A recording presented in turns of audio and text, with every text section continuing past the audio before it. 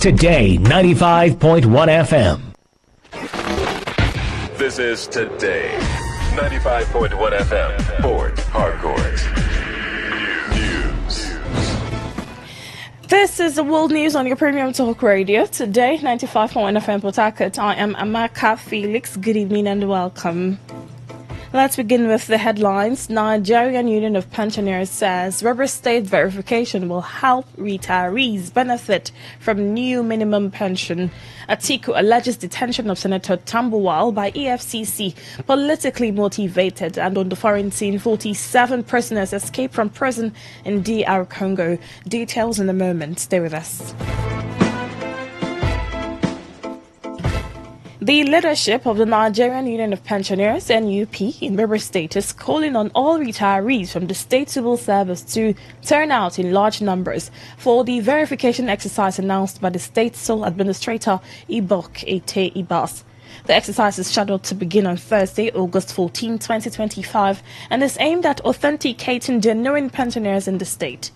The Secretary of the Nigerian Union of Pensioners, Joseph Agbo, told Today FM that the verification is in the best interest of pensioners, as it will enable them to benefit from the new minimum pension increase recently approved by the sole administrator.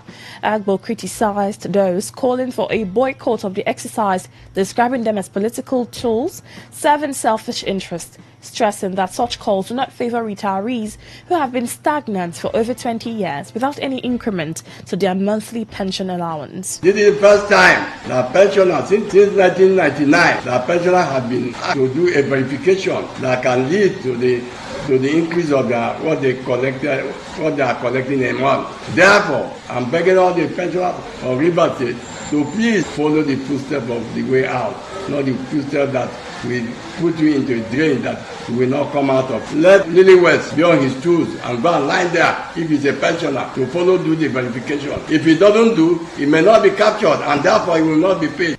Today FM reports that the exercise will last for 5 days, as scheduled by the Office of the Head of Service. The forthcoming national conference, scheduled for November 13, 2025 in Port Harcourt, will provide an opportunity for Nigerians from all walks of life to engage in meaningful dialogue, particularly on the nation's values landscape.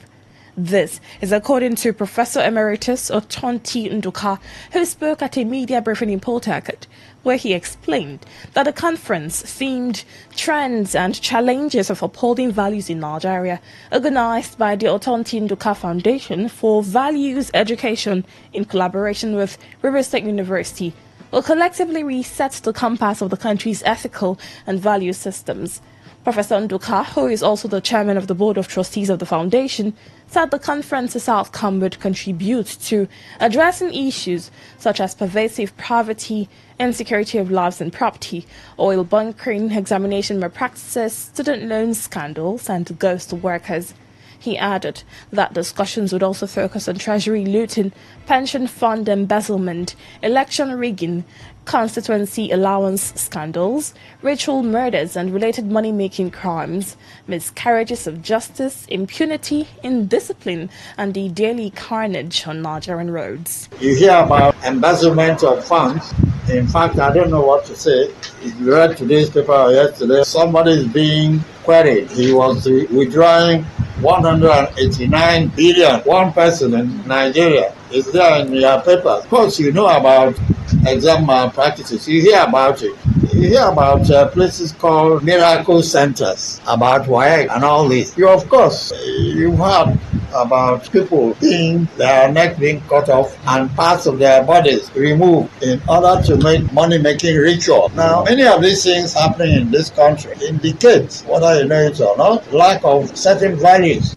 Professor Nduka further stressed the Foundation's commitment to revitalizing the moral fiber of Nigerian society through the enunciation, inculcation, propagation, and dissemination of positive values capable of sustaining a modern, democratic, scientifically oriented, multi-ethnic, multi-religious, plural society. So there are all sorts of things, and all these are intertwined.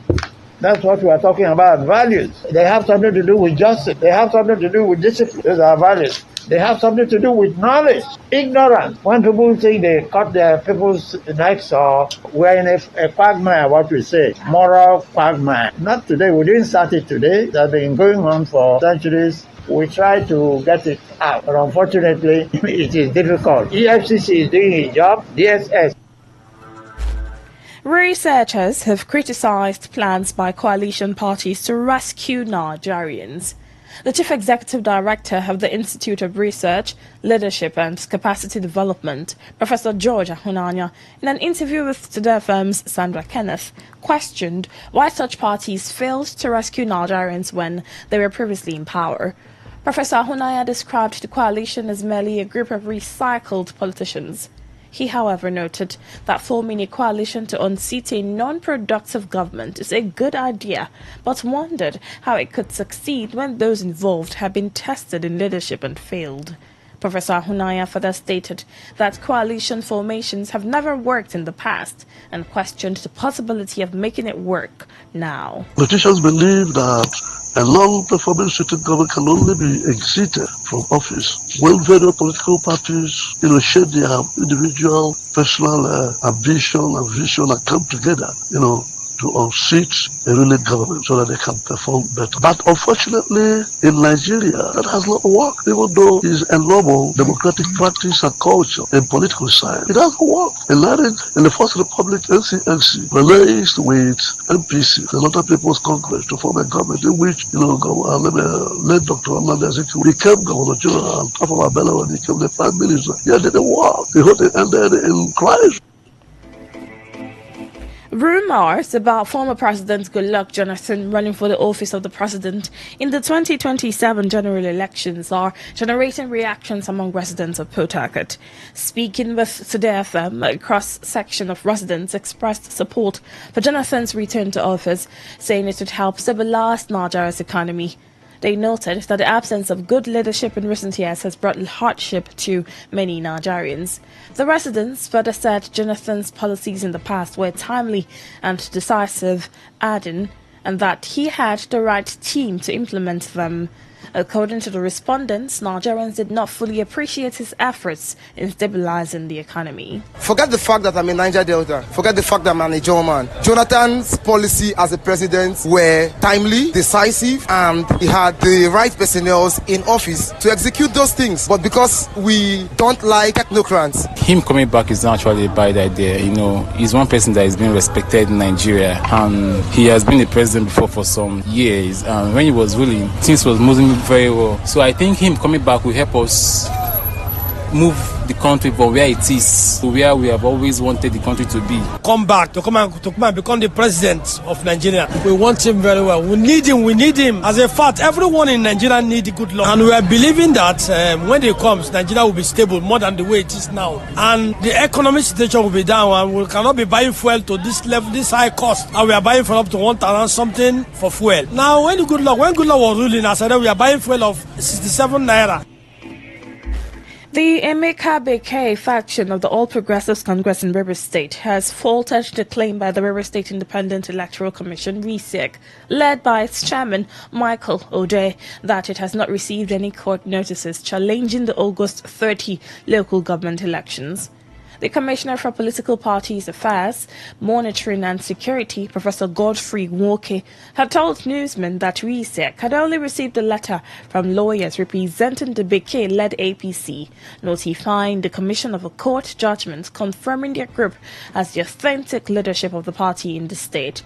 Professor Nwoke further disclosed that 17 political parties will participate in the August 30 local government council elections, with the exception of the ADC and Boot Party.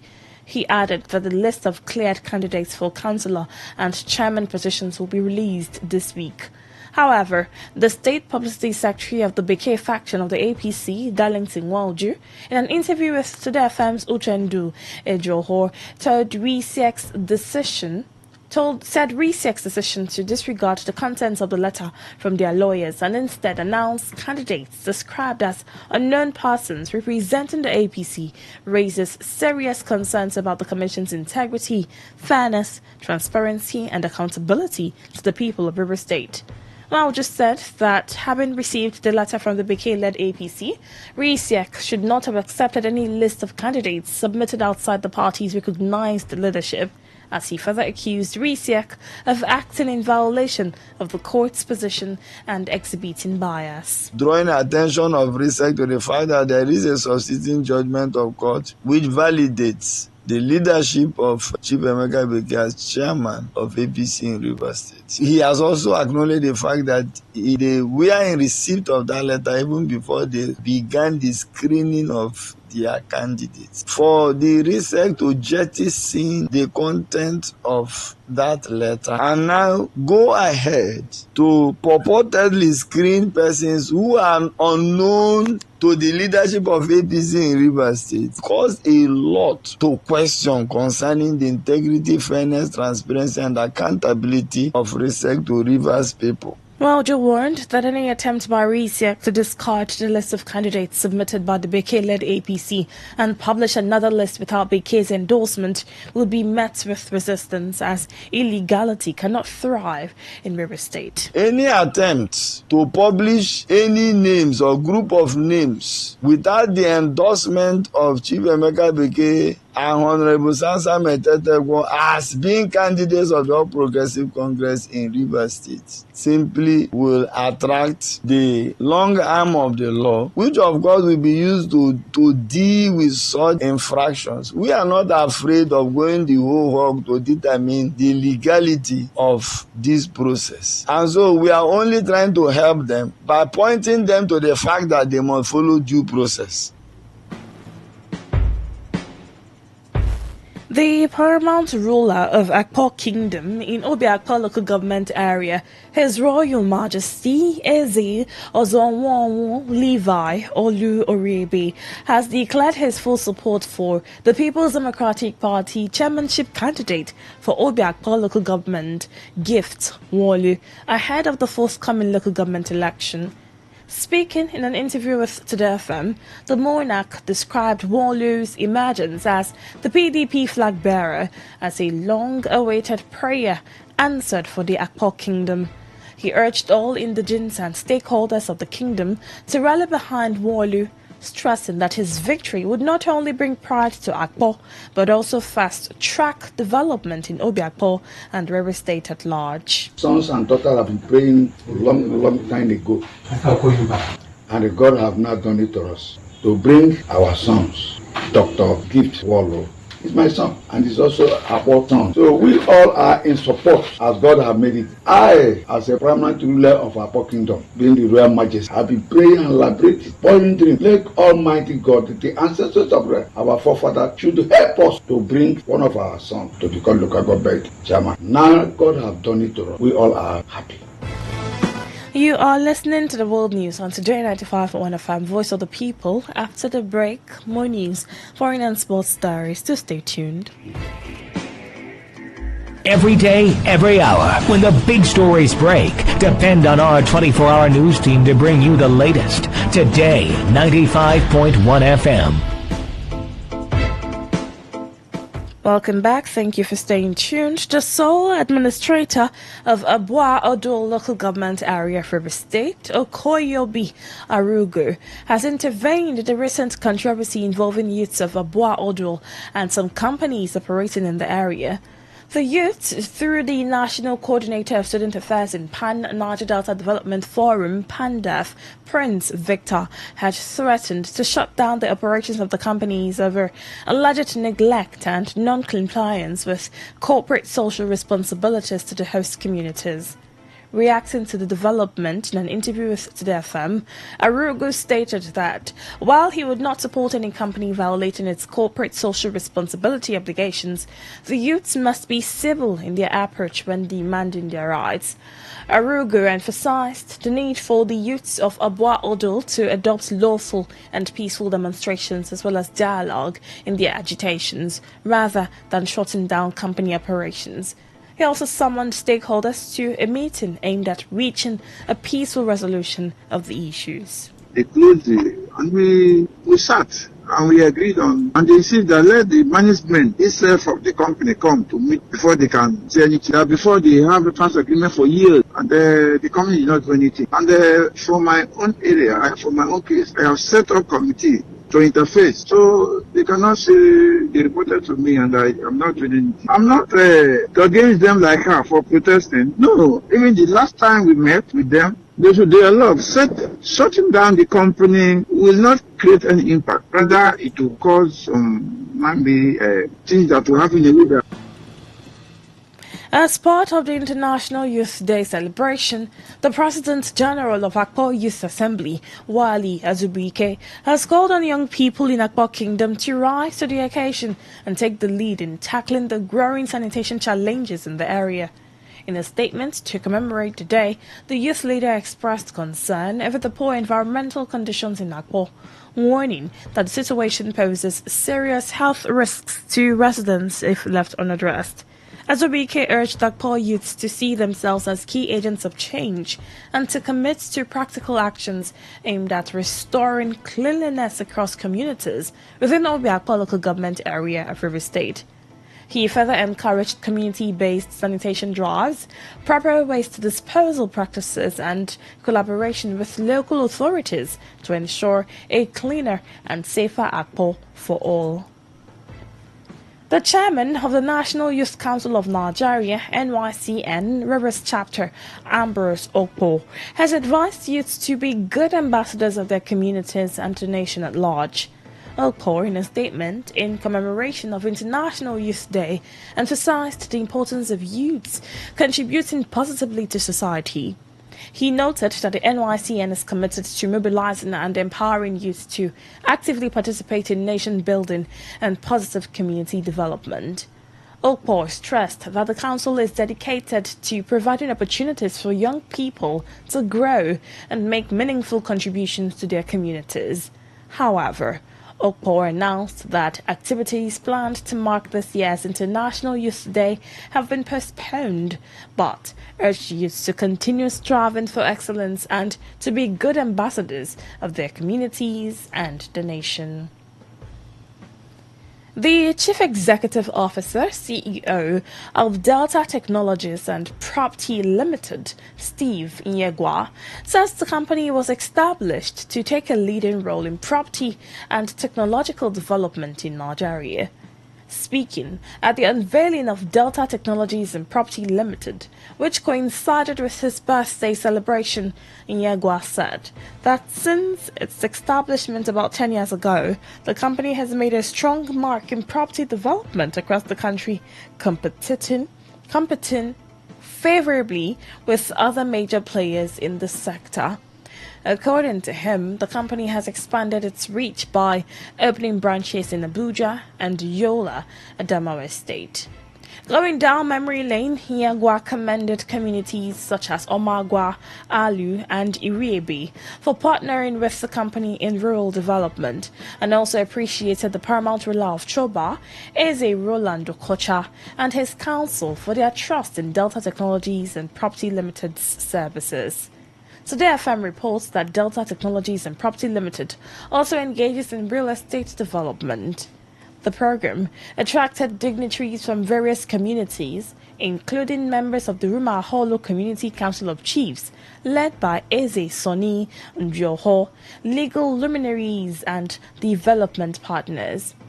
The high point of the event was the presentation of awards of excellence to Steve Nyegwa by the National Union of Nigerian Students, South Zone, and the media team of Delta Technologies and Property Limited.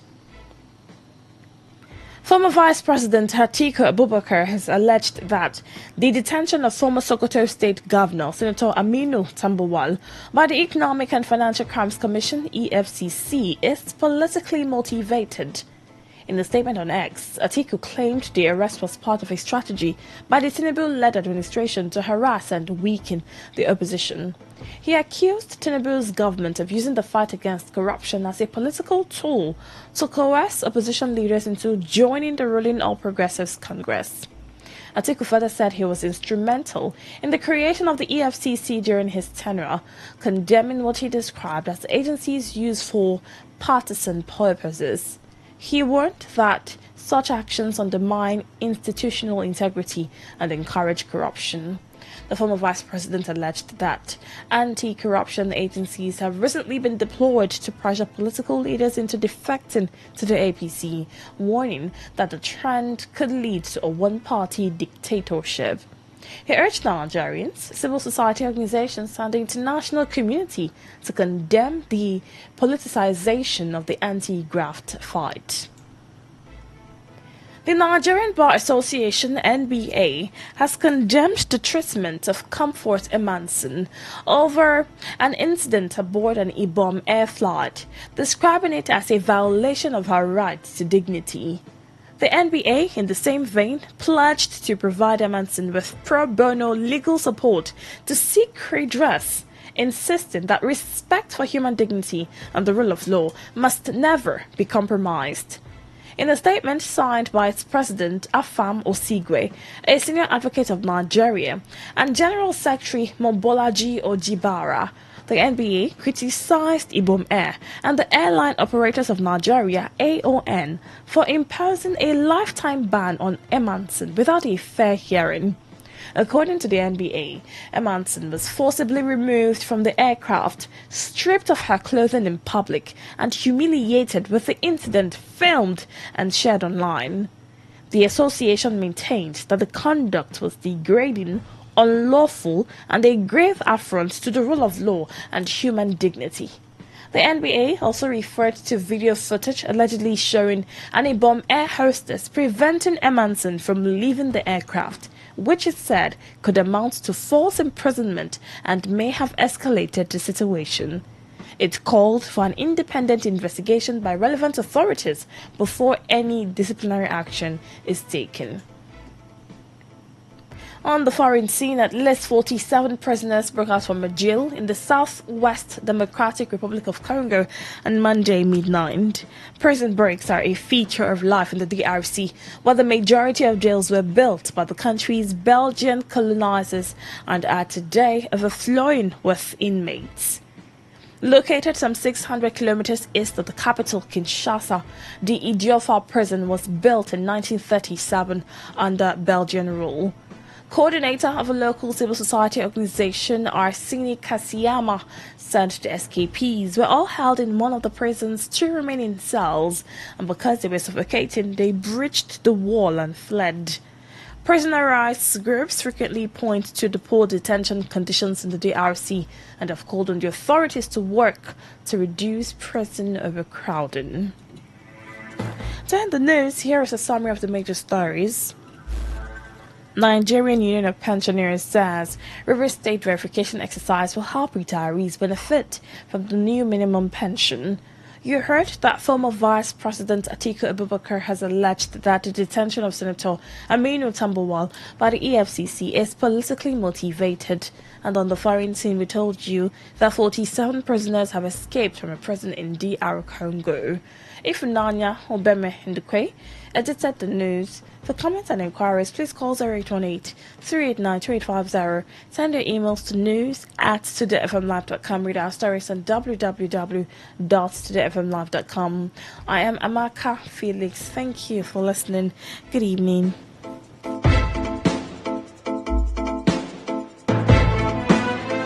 Today's news, today's entertainment, today's sports, today's issues. Today on Today 95.1 FM, Port Harcourt.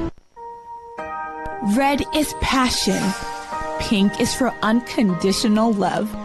Blue is for loyalty. While black is secretive and mysterious. Baby, tonight's the night.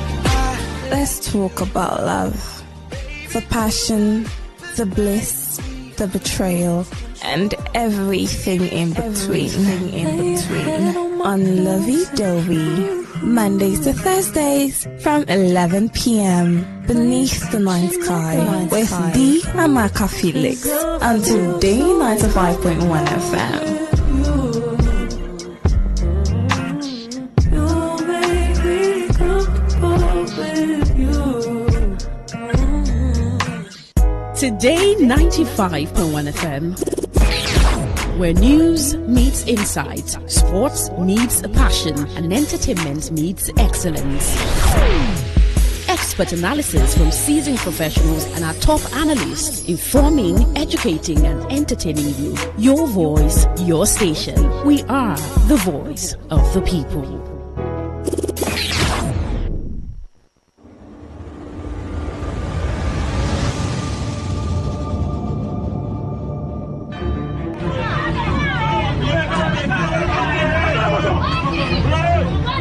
Have you ever been in a situation where you had to pay a fine for an indictment? Then you later found out that there was an already established law to protect you from that penalty. Have you ever been denied a position because of your gender or disability? Have you ever been discriminated, treated unfairly, assaulted or cheated by your landlord, employer, tax collectors, bank, family, business partners, and the police? What if the breach between you and justice is just the right knowledge? I'm sure you've heard that knowledge is power. Join us every Saturday, 10 to 10:30 a.m. on Today 95.1 FM for the program The Law Today, to get acquainted with your legal rights and beneficial interests as a citizen of Nigeria. The Law Today, 10 to 10:30 a.m. every Saturday, is brought to you by Today 95.1 FM, Port Harcourt.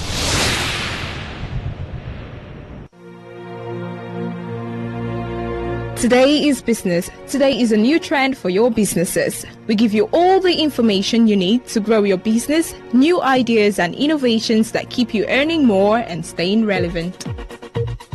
Every day we engage in business, buying and selling, trading and exchanging of services as individuals or as a country. Wake up, wake up.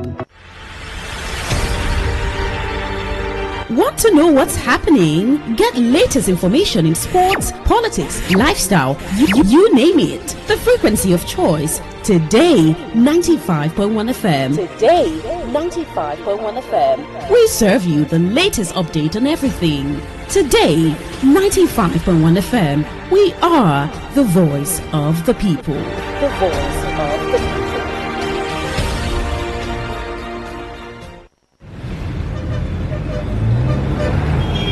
Live from the Garden City of Port Harcourt, Nigeria. This is Today 95.1 FM. Nigeria. This is Today 95.1 FM.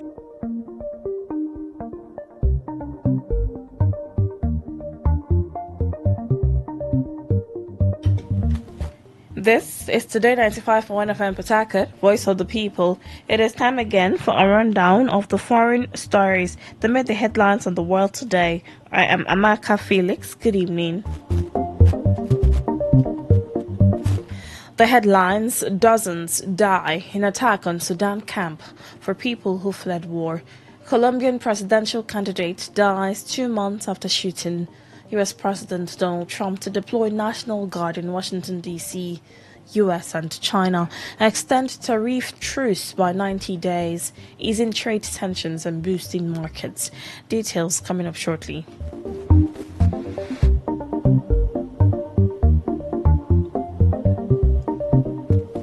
At least 40 people have been killed in an attack on a camp for displaced people in Sudan's western Darfur region. The Abu Shouk Emergency Response Room said the assault was carried out by the Rapid Support Forces, RSF. The resistance committee in nearby El Fasher city, made up of local citizens and activists, also reported this. El Fasher, which came under intense attack as well, is the last major foothold in Darfur for the army and its allies, which have been fighting the paramilitary RSF in the 2-year civil war. The conflict has triggered a humanitarian crisis, with the UN warning that families trapped in the besieged city faced starvation. An investigation by the British Army has found that some soldiers stationed at a controversial base in Kenya have continued to use sex workers despite being banned from doing so. A report said soldiers at the British Army Training Unit, Kenya, Batuk, used sex workers at a low or moderate level, urging that more work was needed to stamp out the practice. The investigation covered a period of more than 2 years, examining conduct at the base dating back to July 2022. The ITV documentary followed previous concerns raised about Batuk after the death in 2012 of a local woman, Agnes Wanjiru, allegedly killed by a British soldier stationed at the base. Since then, a string of allegations have been made about the conduct of troops at the training site, which lies near the town of Nanyuki, north of Kenya's capital, Nairobi. UK Chief of Defence Staff Jen Sir Walker, in a statement, said that the army was committed to stopping sexual exploitation by those in its ranks.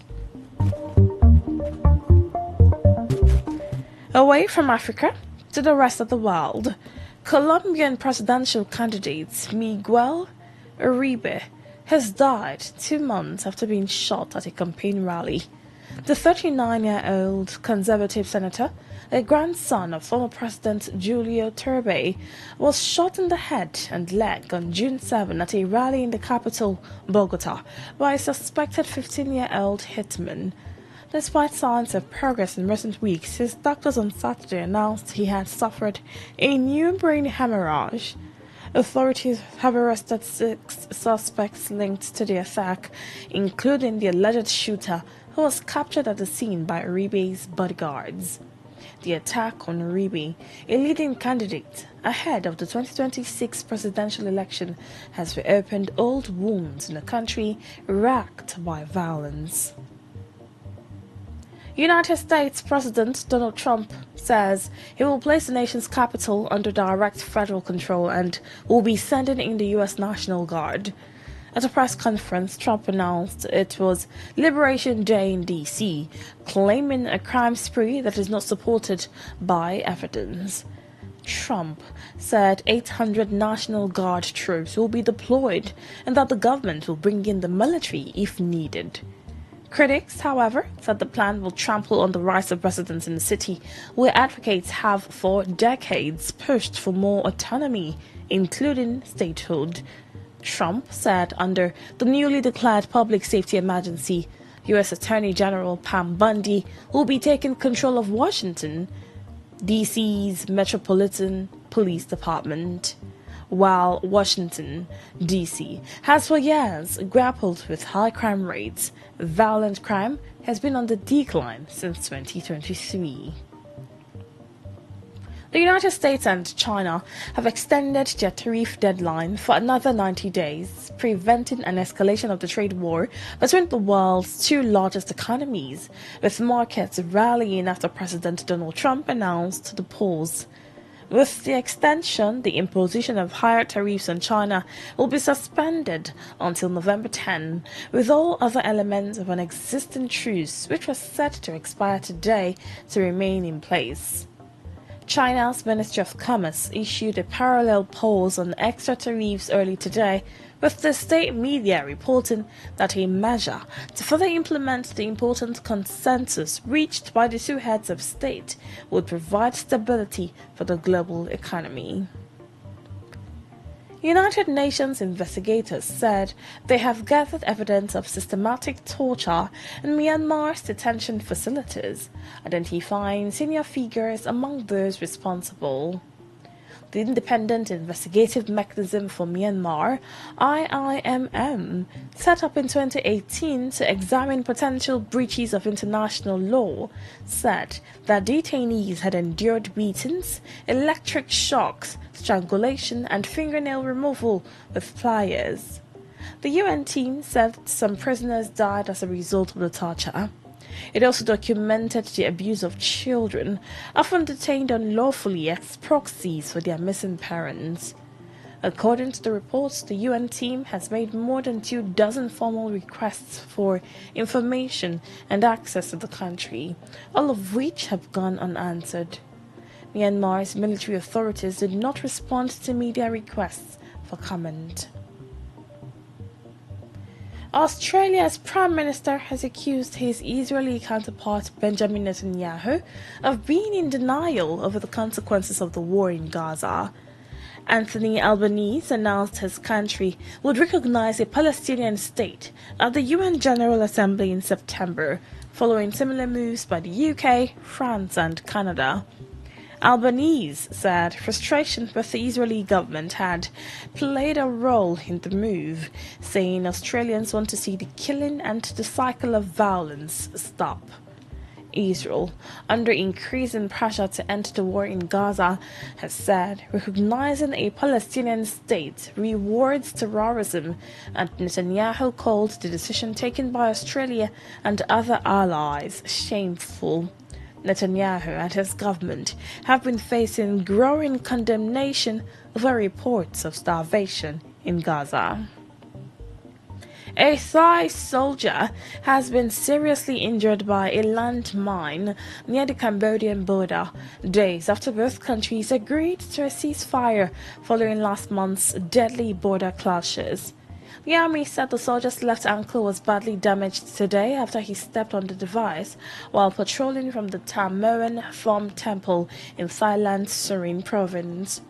Thai Army spokesperson Minthai Suvari said the incident proved Cambodia had breached the truce and violated international agreements, including the Ottawa Convention banning landmines.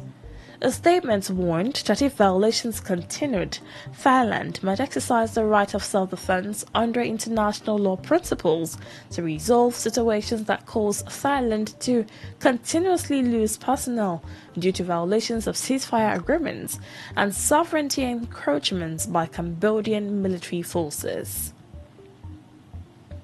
European allies have rallied behind Ukraine in a renewed surge of support, insisting that any peace talks with Russia must include Kiev.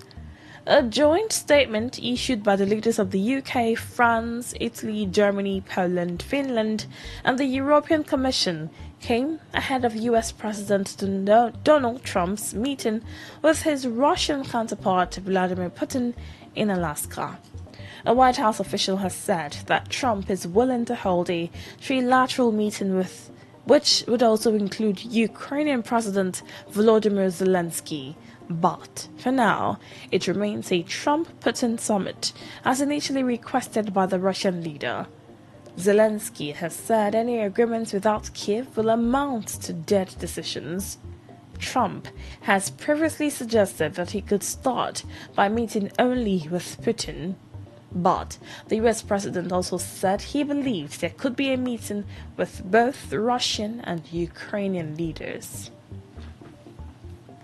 The Ukrainian military has rejected reports of a Russian frontline breakthrough near the eastern cities of Pokrovsk and Dobropilya, where Kiev's forces are battling to prevent encirclement.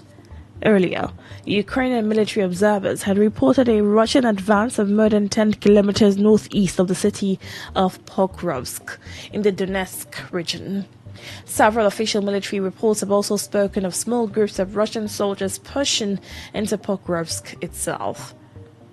The urban agglomeration of Pokrovsk and Marinhard is surrounded by Russian troops on three sides.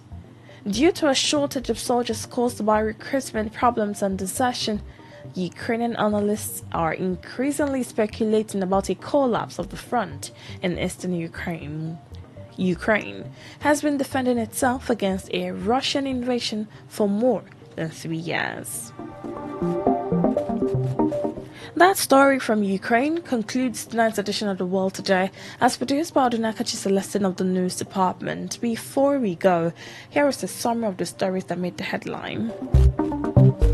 We told you that paramilitary forces had attacked displaced camp in Sudan and killed dozens amid escalating conflict. You heard that Colombian presidential candidate has died 2 months after shooting. We also told you that US President Donald Trump deployed National Guard in Washington, D.C. Finally, US and China has extended tariff truce by 90 days, easing trade tensions and boosting markets. Till same time tomorrow, do have a lovely evening and thank you for listening.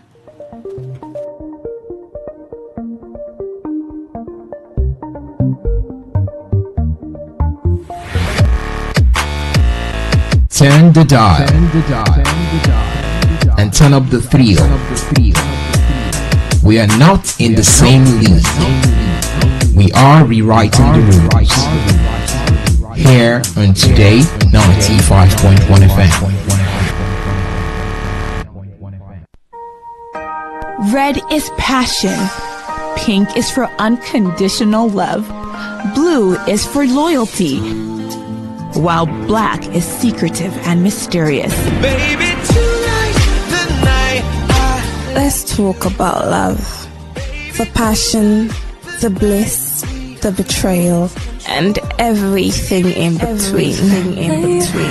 On Lovey Dovey. Mondays to Thursdays from 11 p.m. beneath the night sky with the Amaka Felix on Today 95.1 FM.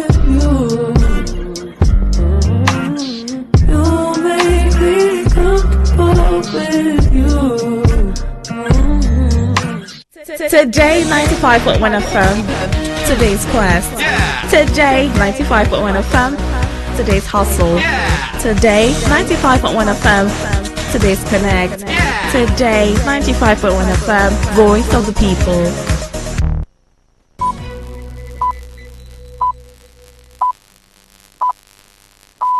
BBC World Service. I'm Richard Kagoy in Nairobi with Focus on Africa.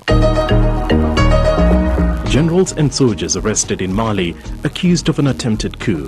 That's according to reports. But why the discontent? The military government has been consolidating control over institutions, and there's a sense that this is not allowing room for expression for any sort of political challenge. Also, as cholera continues to spread in refugee camps in Sudan, we hear the challenges in containing the disease. People are just defecating in open air. People have nowhere to find any clean water. We just don't have enough resources. We just don't have enough access to the people who have cholera, and it's just spreading.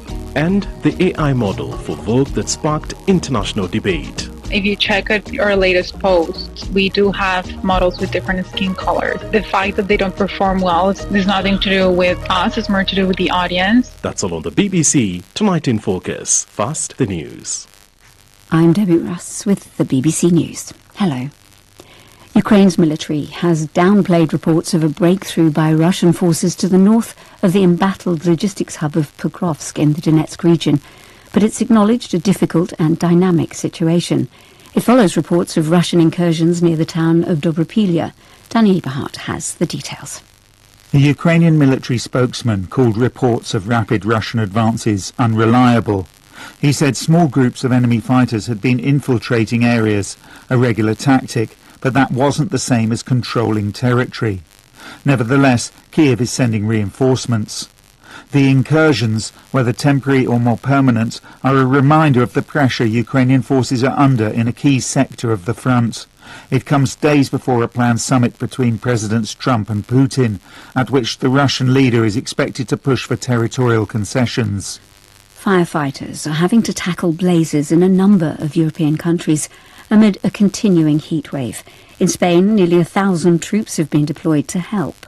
Wildfires have caused at least one death, displaced thousands, and disrupted some high-speed train services.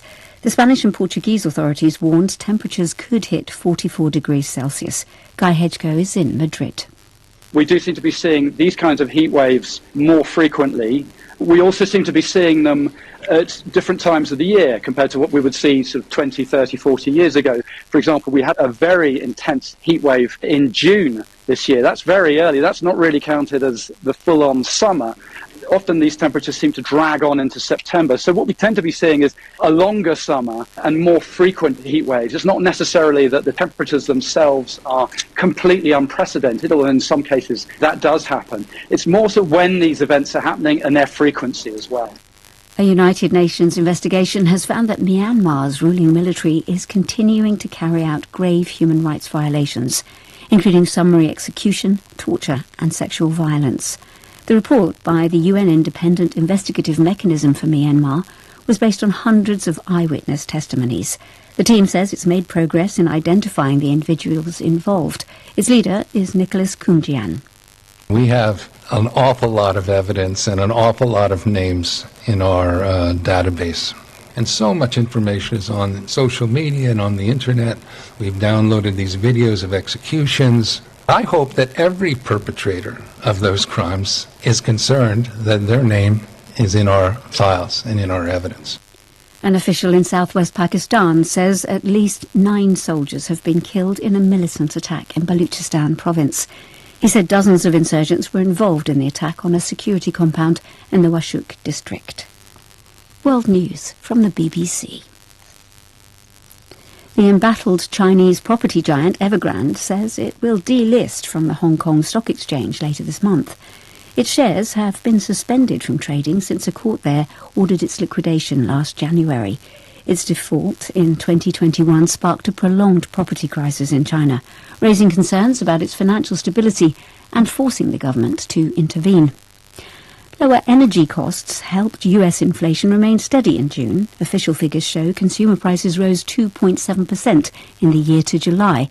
But underlying data, regarded as a better gauge of economic trends, indicate inflation edged up to its highest level since February. Investors are monitoring the figures to assess whether President Trump's higher tariffs on global imports are pushing up prices. Senior ministers in South Africa have said the government will offer a generous new trade deal to the United States to avoid 30% tariffs imposed by the Trump administration. The tariffs to be imposed on South African exports are the highest in sub-Saharan Africa. The Trade Minister, Parks Tau, said the goal would be to demonstrate that South African exports do not pose a threat to US industries. The new offer substantively responds to the issues the US has raised in the 2025 National Trade Estimates Report. South Africa has already addressed sanitary and phytosanitary measures in compliance with the biosecurity protocols affecting poultry. State media in China say the government has deployed its first robot antelope at a nature reserve in Tibet to study the behaviour of Tibetan antelopes as part of its efforts to protect the endangered species.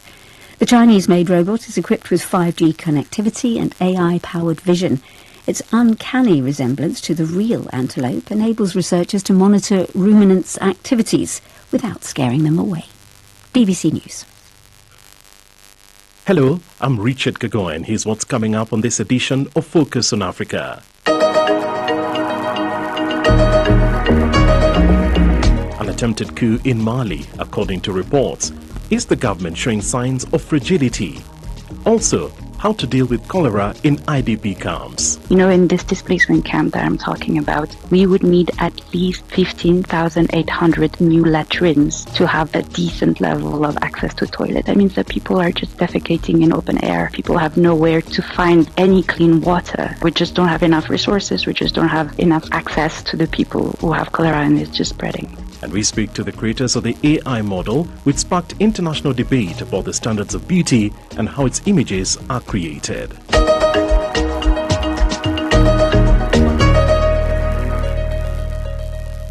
It's Tuesday, August 12th. The military government in Mali says it has foiled an alleged coup, arresting dozens of soldiers, including highly respected generals. Authorities accuse them of trying to overthrow the very junta that itself seized power in back-to-back coups in 2020 and 2021. The arrests, which began over the weekend, come at a time of deep unease within the armed forces. For more than a decade, soldiers have been fighting a stubborn jihadist insurgency linked to Al-Qaeda and the so-called Islamic State and other rebel groups, all while facing repeated accusations of abuses against civilians. Analysts say this latest alleged coup attempt is a sign that discontent is now simmering inside the very institution that brought the junta to power. But Mali is no stranger to military takeovers. Since independence, the country has seen 5 successful coups and 3 attempted ones. Which begs the question, why does Mali have so many coups?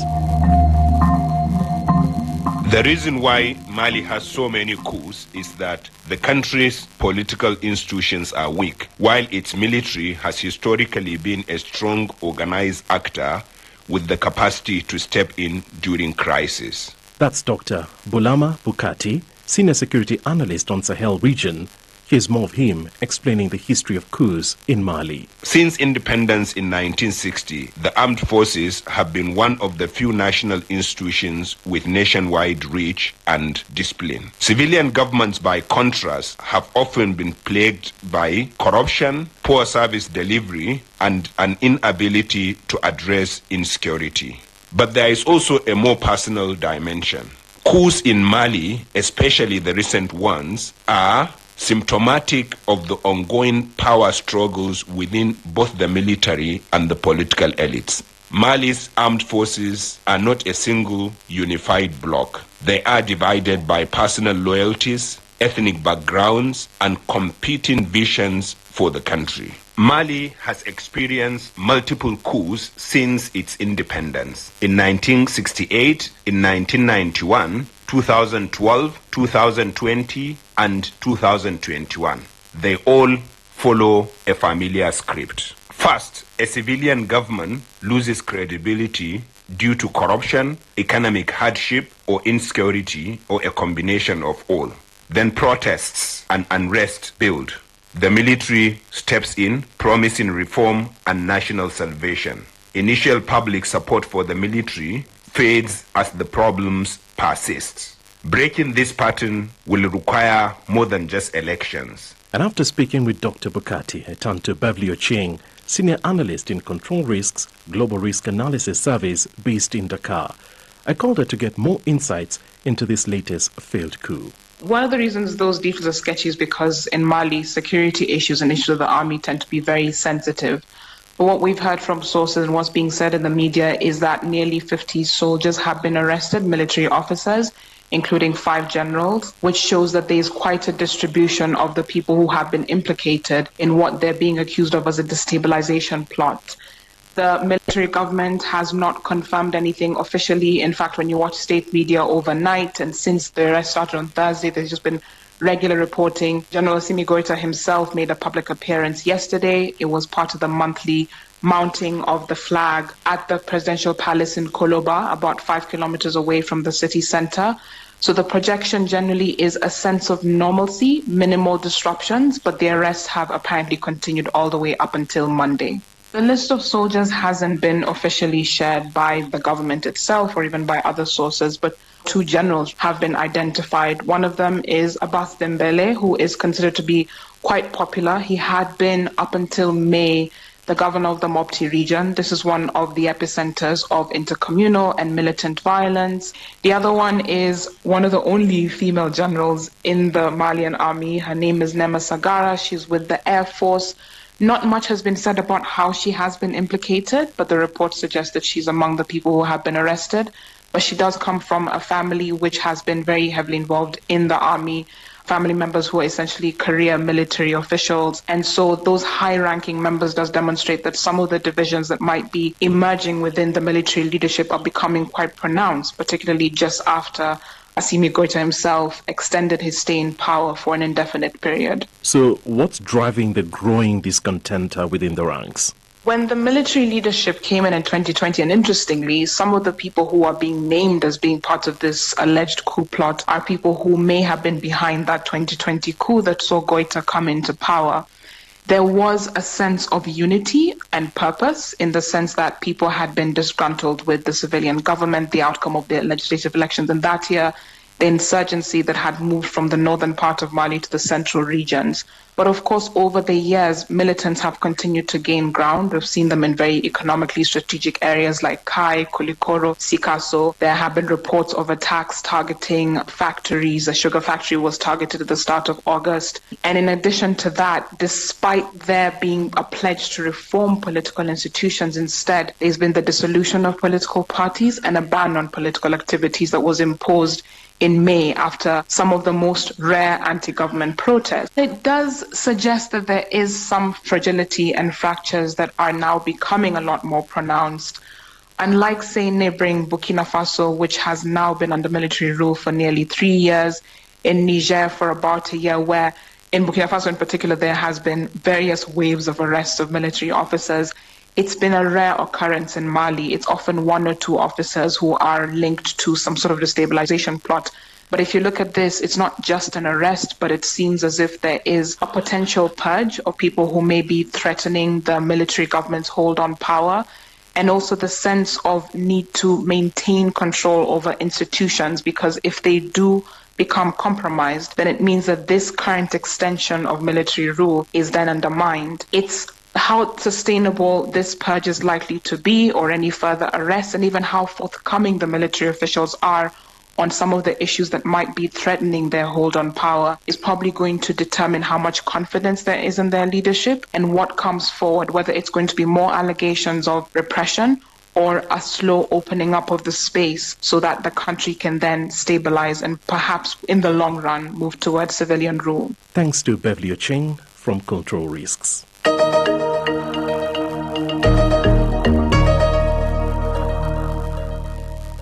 Sudan's Darfur state is in the grip of a deadly cholera outbreak.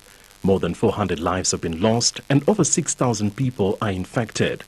The UN says the disease is ripping through crowded camps for people displaced by fighting between the Sudanese army, allied groups and the paramilitary Rapid Support Forces, RSF. On top of the health emergency, insecurity and access problems are hampering the response. This poses major challenges to not only tackling the crisis, but also completely getting rid of the disease. Matilda V is the advocacy manager for the Norwegian Refugee Council in Sudan and has just returned from the country. She began by giving me a clearer picture of what it's like on the ground. At the moment, the cholera is completely spiraling out of control, especially in one place in North Darfur called Tawila, where we have more than 250,000 displaced people in camp in horrendous horrendous sanitary situation. And cholera is spiraling by the day. It's at least 100 and 150 new cases a day. And this is really worrying us because we see also the number of people killed increasing. Could you just give us an idea what's like really treating cholera patients in a refugee camp, especially in such a crowded and difficult environment? It's like having thousands of people with deadly disease and having just very little tools to be able to cure them. My colleagues and the health workers are completely overwhelmed by the number of people who are coming to the cholera centers every day. Not only that, but we know that so many people are just not coming because, one, they don't know that they have cholera, or there is just this stigma attached to it. And, when we think about battling cholera, it's not only the medical response, it's also the access to water, the access to sanitation, to toilets. In this displacement camp that I'm talking about, we would need at least 15,800 new latrines to have like a decent level of access to toilets. That means that people are just defecating in open air. That means that people have nowhere to find any clean water as well. And so we just don't have enough resources. We just don't have enough access to the people who have cholera, and it's just spreading. And just how quickly can cholera spread if it's not brought under control? It comes so fast. Once the bacteria is in the body, it can take from like 5 hours to 3 days to just spread. And that's why in places like Tawila, we have 150 new cases every day. That's why also in places in Darfur where, there is little access to clean water, little access to medical services, no understanding as well of like what cholera is and what are the main hygiene practice that one can do. This is spreading even more. But I'll say one thing, it's very difficult to tell people you have to wash your hands and you have to be careful when there's not even soap around, when there is no water around, where people have to use the same water that they're using for cooking and that they're using for like washing hands because the water is running out. So that's why the epidemic is spiraling at the moment. How are people really reacting to this? Do they trust the medical teams there? And are people seeking treatment early enough? The big issue is that you have to understand that this is a population that is under extreme trauma and extreme level of desperation. This is not only the cholera that is happening right now, it's also hunger. A lot of people are only surviving on one meal a day. For many of them, they just escaped horrendous, horrific violence, especially in North Darfur. Some of them have been raped on the way. So we're dealing with a population that is a survivor of atrocity, really. So it's not really a question whether or not they trust the health workers. It's just that it's just in total deprivation. And as you know, as explained, there's also this stigma around cholera, and we know of people who are too ashamed to present themselves to the medical center. And I'm told by my team in Tawila, for example, that some people just delay so much their arrival to the doctor that they die arriving to the cholera center. And some people just die under the tents, not having receiving any treatment. It's not a camp with tents. People have makeshift shelters. Some of them, it's made of local material. Sometimes they just make a home with their clothes, with the hijab. So all these shelters are going to be washed away by the rains that are very, very strong in Darfur. So there's the condition in the camp, the flooded latrines, the waste management that is going to be washed off, all the sanitary aspects of it. But it's also like accessing the camp, you know, like for example, for organizations like ours who are working in Darfur, getting to these very remote places during rainy season is extremely difficult because all the roads are really difficult to pass, especially with trucks. And, you know, this is the same for traders who will not be able to reach places like Tawila. So that makes the prices in the market even more difficult, right? Even more unaffordable. So the rainy season has like this multiple impact, both on the sanitation, on the accessibility of basic products, and just on the access to aid in general. And you know, we've been reporting about the ongoing fighting in Sudan, you know, just the wider Sudan. I wonder how the fighting is affecting the emergency response there. It's affecting all the time, like taking the example of the place called Tawila in North Darfur. Every day, according to local authorities, they are receiving 1,000 new people who are escaping Al-Fashir, which is one of the hell trap of Sudan. Every day new people coming into these camps where, you know, already the population that is there is barely receiving assistance and where the conditions are so undignified. And so you have more and more people who are displaced, but also the people who are displaced, the people who escape violence, they're doing so in terrible condition.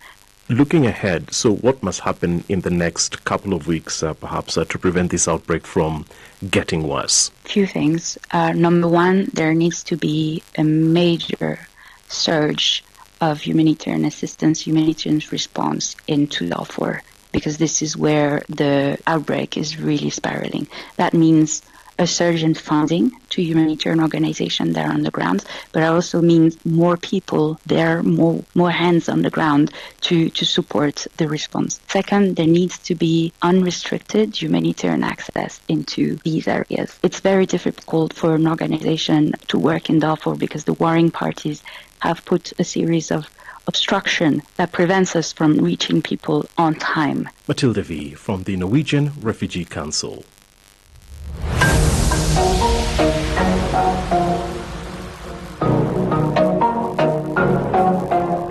Not too long ago, Vogue published an advert featuring an AI-generated model in their magazine. It was created by the tech company Seraphine Valora. The model, with flowing blonde hair, sculpted facial features, a toned body, and styled in summer florals, sparked debate about the standards of beauty and diversity in the fashion industry and called into question what the future of modeling would look like. Critics argue that this is a step backward for the way in which women are represented, but the creators of the AI-generated model argue it's simply the next step in marketing fashion. Many have also criticized the campaign for not representing women of many body sizes and skin tones, but one of creators of the model told the BBC that they posted AI images of women with different skin tones, but people do not respond to them, saying, "We don't get any traction or likes." I've been speaking to the people behind this creation, Valentina Gonzalez and Andrea Petrescu, the founders of Seraphine Valora. You once quoted that posts featuring darker-skinned AI models don't get much engagement online. I'm just wondering, is it right to focus on what's popular, even if it means reinforcing narrow beauty ideals? Maybe let me start off with you, Valentina. If you check out our latest posts, we do have models with different skin colors. The fact that they don't perform well, there's nothing to do with us, it's more to do with the audience. When it comes to dealing with clients, it's more their brand and, you know, what they are requiring from us. We're just like a tool that communicates their artistic vision. Yeah, is there any particular reason why we're seeing less engagement? Perhaps maybe from how you've been able to analyze your audience? Not really. So for us, we treat this as a business. Making one video can take 2 days of consistently working nonstop. So when you post a video, you want, or like images, you want to make sure they perform well. And we obviously produce what has worked in the past, and we focus on the models that do the best and perform the best, regardless of their ethnicity or what they look like. For example, I'm Latina. We tried doing a Latina and she didn't perform well, and we just stopped doing Latinas. It's nothing really personal.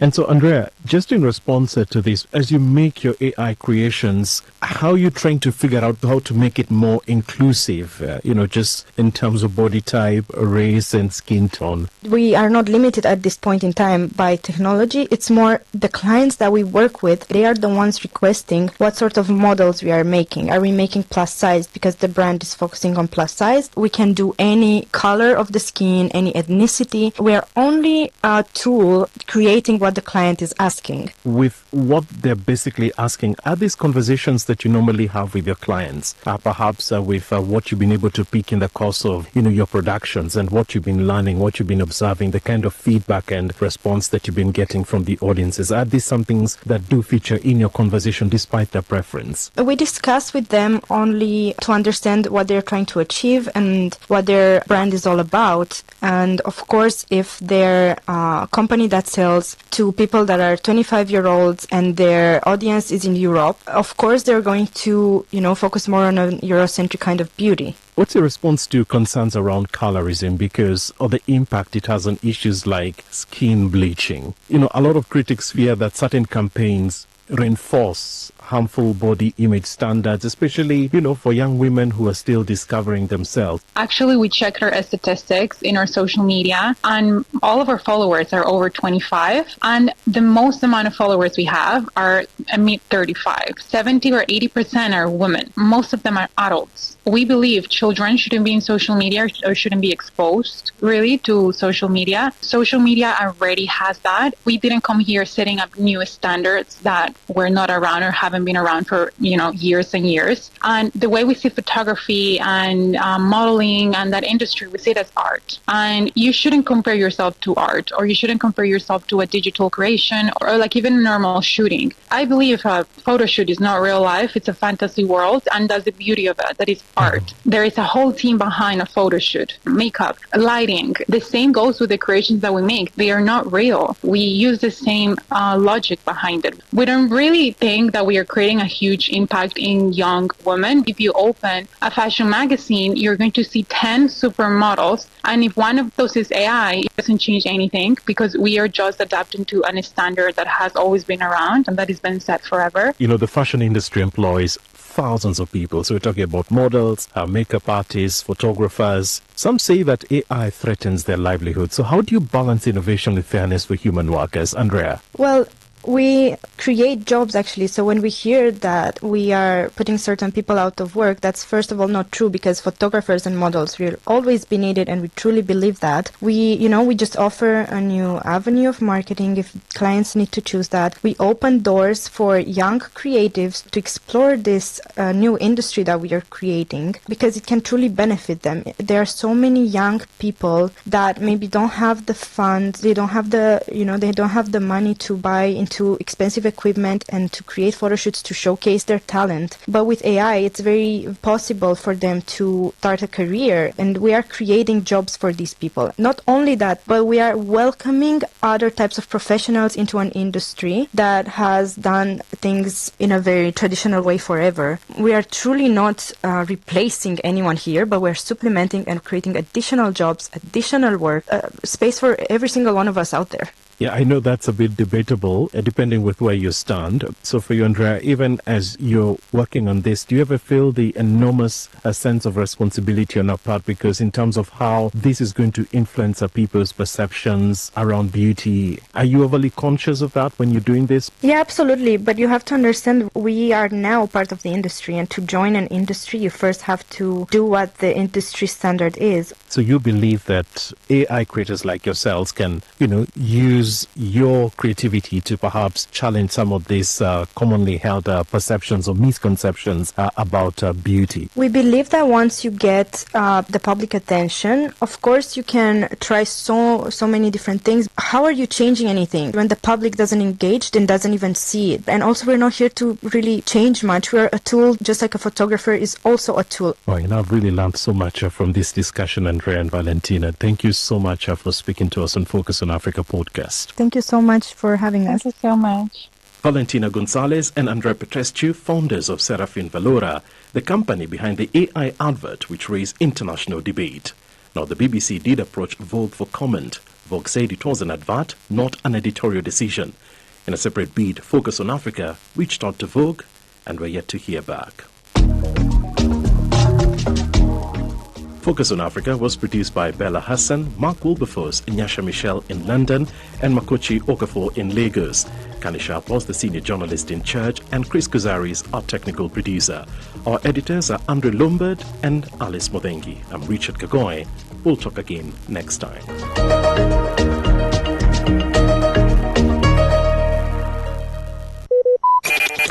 Talk radio. I listen to a lot of talk radio. 95.1 FM.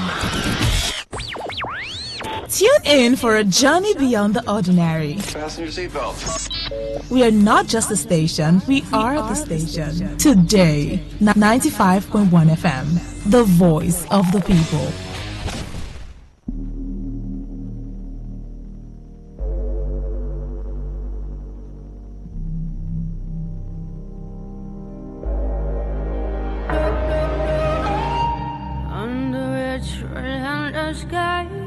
That big city heights, I felt you walk right through me.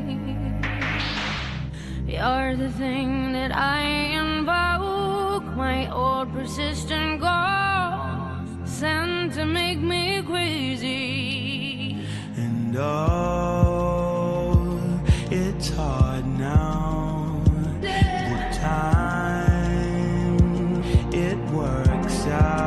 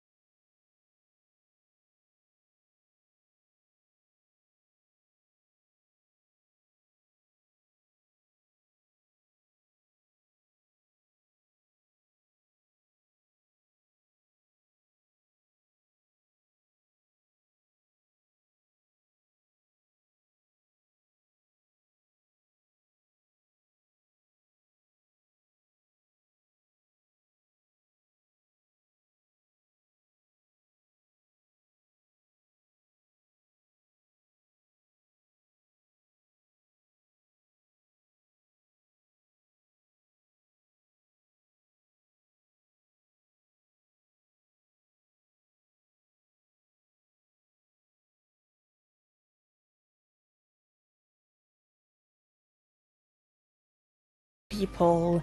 It's a beautiful night. Well, at least that's what I think. Is your night not beautiful? It depends. I know that you tell me it depends. For some people, I do. Just when I ask questions like this, I'll just say, Amaka, it depends. So, there's some of you that some things need to be happening before you can consider your night beautiful, before you can call your night beautiful. I know that this happens, right? Where you have to, for some of you, like to put one or two together. No problem. Well, it is Lovey-Dovey season, beautiful people. We are here for Lovey-Dovey. And you know what Lovey-Dovey is characterized by: amazing music, amazing conversation, you know, where you get to learn, you get to unlearn, you get to relearn. But guys, there's a whole lot of learning to be done. You know how I love to share updates with you guys. I like to bring things to your knowledge so that you can do better. So we can do better. We can all do better because we need to do better. So I have a lot of things to say today. You know, it's how certain things would happen, and I think that we would have to do a lot of learning and unlearning in this country. There are lots of things that we do that we should not be doing because bad, oh wrong, very wrong. Really, I think it would be nice if at some point, right, we tell ourselves that let's do better, let me behave better, and let's stop this thing where something happens to somebody, rather than blame the thing that was done, condemn the wrong action, we find a way to blame the victim. I said I was going to talk about it. Quickly mention it because I mentioned it during earlier during the thrill, and I said, well, my lovey-dovey of the audience is different. My lovey-dovey audience is different, so I was going to, you know, bring it up again so we can talk about this and then get it done. Look, so I know that a lot of you have probably seen the whole E-bomb something, the aircraft with the lady. You know, you probably have seen it on social media. I mean, it's trending. It's all over. It's trending right about now, and there has been conversations. Some people, hey, she was wrong. She should not have done this. She should not have done that. And like I said earlier, during the thrill, there are instructions to be followed, right? When you are flying. Phone manufacturers even make there's an option for you to put your phone on flight mode. Flight mode is not for fancy. In fact, the things, a lot of people do not understand certain things. They think it's just useful to see movies, listen to songs, and take calls and messages.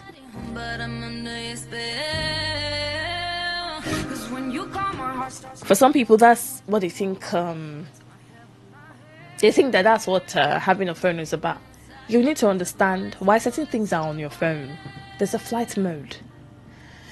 There's also the put your phone off instruction that usually, you know, that goes along with flying.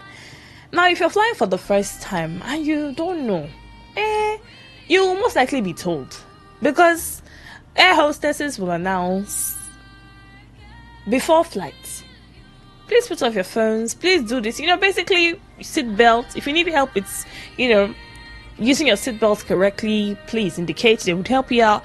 Basically things that, you know, should be done. Now, you have a choice. So if you know that you're not somebody who likes to follow instructions, please go and enter bus. Go and enter bus. Because you will agree with me that nobody will come and tell you to put your phone on flight mode inside bus. Nobody will tell you to turn off your phone inside the bus. You know? These things are different. So, when it comes to following instructions that will not only save your life, yes, we know that last now God handy day, but first, do the one way you're supposed to do as a person, and then leave the rest for God. Do what you can do to not put yourself in danger or in harm's way. Then you leave the rest for God. So there's that, right? Instructions. Follow instructions. Simple. Now, coming to the part where this woman's breasts are all over social media. I'm not angry that the aircrafts, if indeed, because I mean all of this is hearsay, allegedly they are claiming that the woman assaulted a member of the staff, an air hostess. We did not see that in the video. We did not see her actually hit anybody in the video. But they said she did. So let's assume that the person who was making the video probably did not start recording from when the slap was allegedly given. Let's take it that way. Since the aircrafts are insisting that she assaulted a staff, assaulted an air hostess. Now, no problem. You said she assaulted somebody. No problem. I don't have a problem with you insisting that she does not go scot-free because she assaulted a member of your staff. And if you want to use it to put out a warning to the public that, look, no matter what happens, you're not allowed to hit a member of staff, you know? You're not allowed to put your hands on an air hostess or a pilot or, you know, cabin crew. You're not allowed to do that. So if it's okay if you want to maybe press charges, you know, you want her to be taught that, look, you don't do things like this. You're not allowed to hit anybody. I will understand that too. But what I don't understand is, at the point where she was being carried out, dragged out,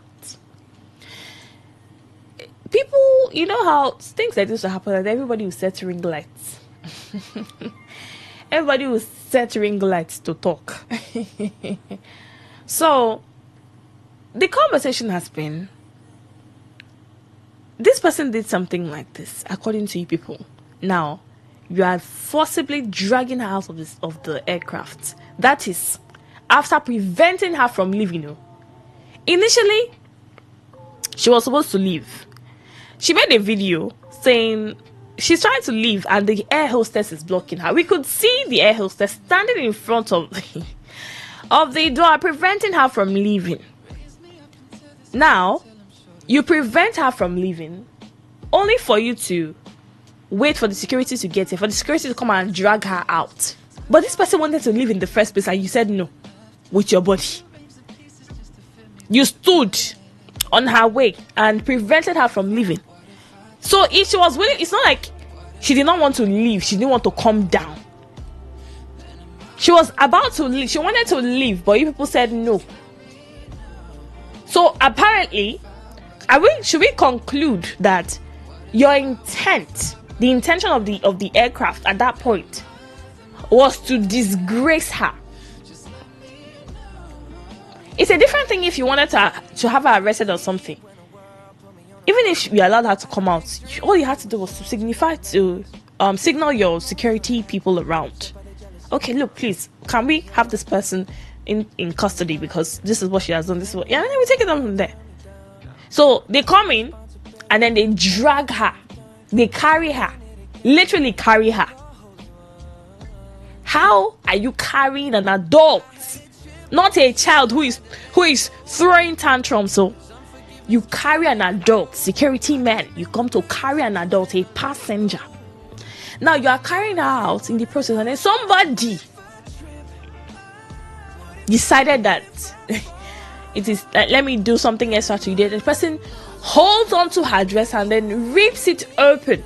The person pulls up her dress, deliberately exposing her breasts to the general public. Well, like I said during the thrill, I'm actually quite pissed about the whole situation. And like I said during the thrill, it's not enough for, I like the fact that NBA has decided to take up the case pro bono, because it just signifies that whether you like it or not, right, there are things that should not be done. Nigeria is not a lawless country. I know that to an extent people will disagree. You say that in this Nigeria, anything can go. People do not get punished for the action. People do not do this. Okay, no problem. But NBA has taken up this case pro bono even. And like I said, there are things that the aircraft might want to press charges against her for that she did. oh, she might have done this, she might have done this. If they can prove that she indeed hit the air hostess, okay, no problem, please. There are laws against assault and battery. Please, she should face the consequences of her actions, because no matter how provoked you are, you have no right to lay your hands on anybody. I always tell people, you can have an argument, you can disagree, you can shout at the top of your voices, raise your voices, decide that, look, this is what you want to do, shout, scream, do whatever you want to do, but where I draw the line is, you thinking that you have the right to put your hands on somebody because you're having an argument. Who are you? In fact, no matter who you are, keep your hands to yourself. Except it is your child that you want to discipline. Please, keep your hands to yourself. You have no business. You literally have no business trying to hit anybody. Now, worse still, somebody decided to be petty. Somebody decided to do something that I find rather disturbing. Why would you go the extra mile as to open her breasts? You lift her, you drag her top, exposing her breasts to the world. Now, not only was a video made, the video was released to the internet. Do you know how many millions of people have seen this video?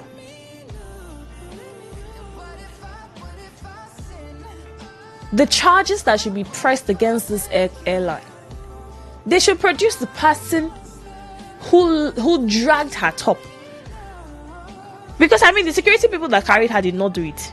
They carried out, but her top, we're not seeing anything. We're not seeing any form of nakedness. We're not seeing breasts until somebody decided to do that from the sidelines.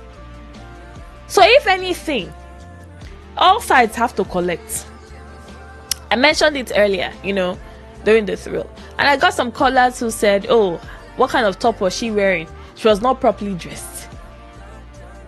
You can be wearing a jalabia and somebody wants to, let's focus on the intent of that person. Even if it was a jalabia she was wearing and this person wanted to open her breast to the world, this thing that this person did, right? Even if it was a jalabia she was wearing or a suit she was wearing, and this person really wanted to do it, she would have done it.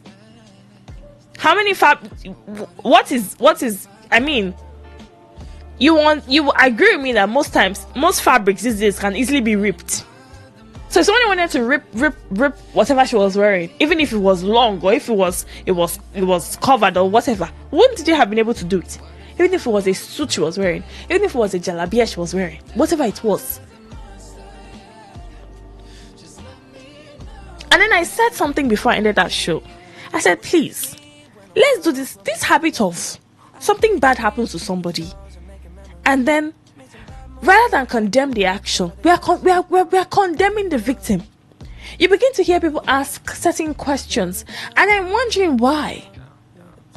If we do not focus on the crime that was committed, perpetrators of crime will continue to get away with it.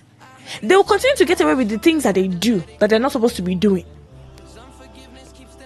So before you condemn a victim, please condemn the act first, and then make sure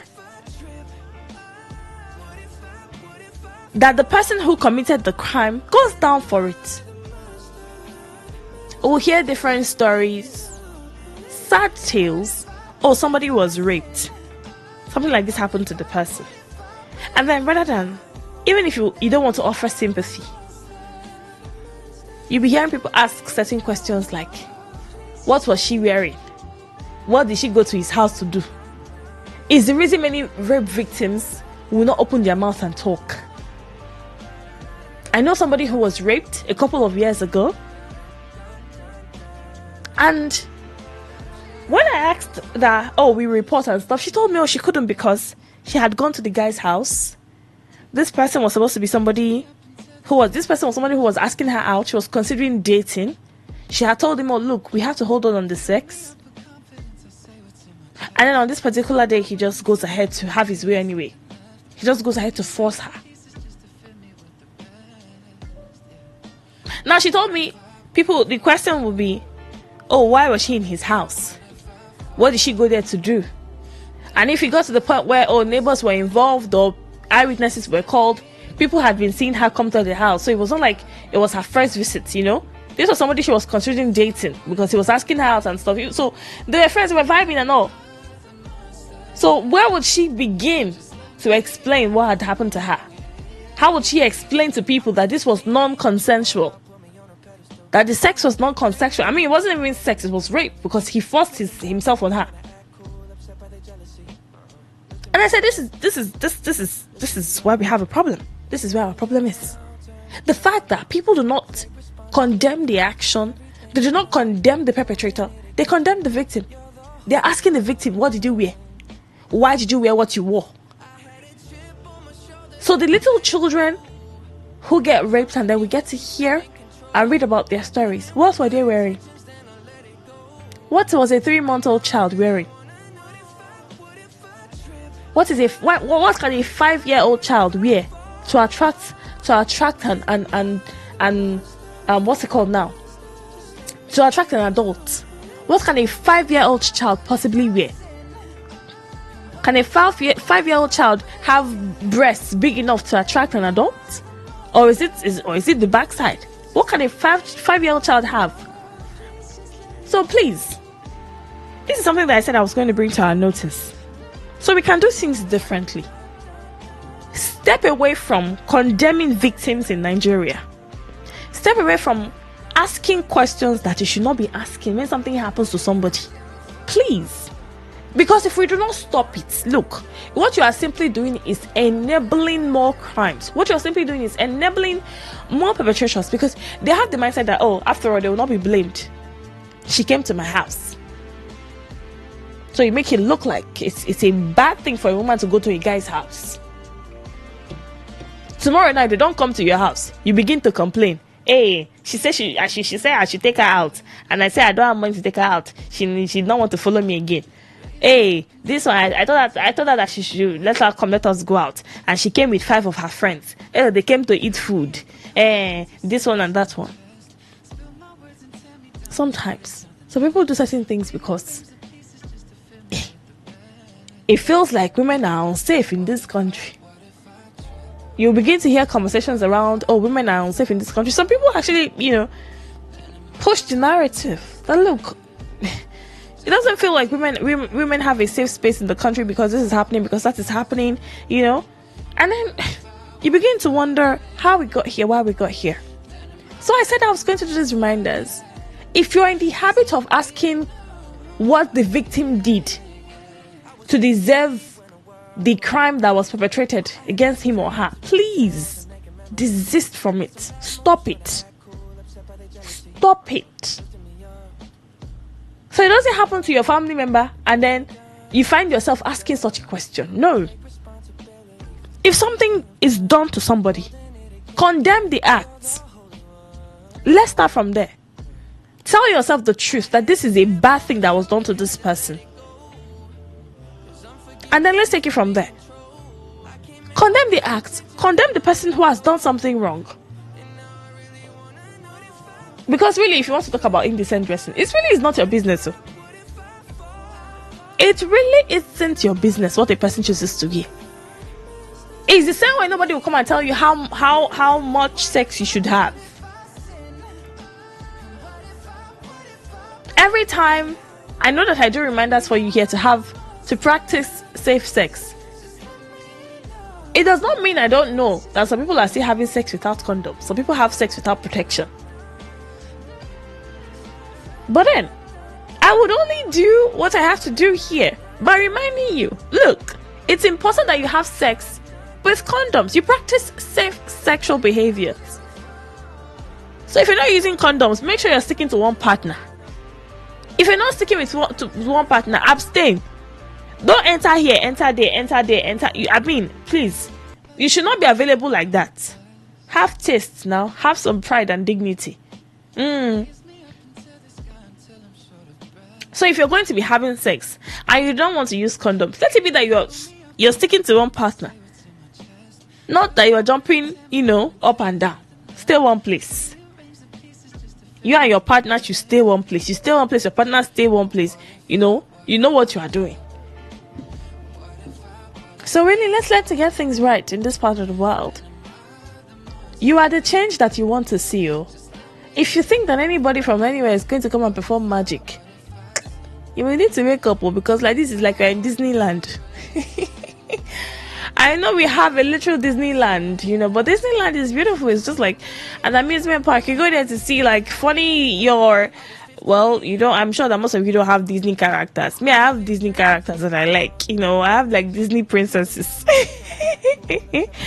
Okay, so you can actually just do your thing. Do your thing. But let's get it right. Let's do things better. Let's move to the part where, we can call a spade a spade. Let's call a spade and not a hole, please. Let's not call a spade a hole. Let's not call a spade a cutlass. Let's call a spade a spade. If something is wrong, condemn it. Don't come to the victim to start asking, what did you wear? What did you not wear? Why did you go there? Why did you not go there? Bobo tigbo. Nobody gets hurt because nobody plans to get hurt, really. So please, let's stop it. It's really not a fair thing to do.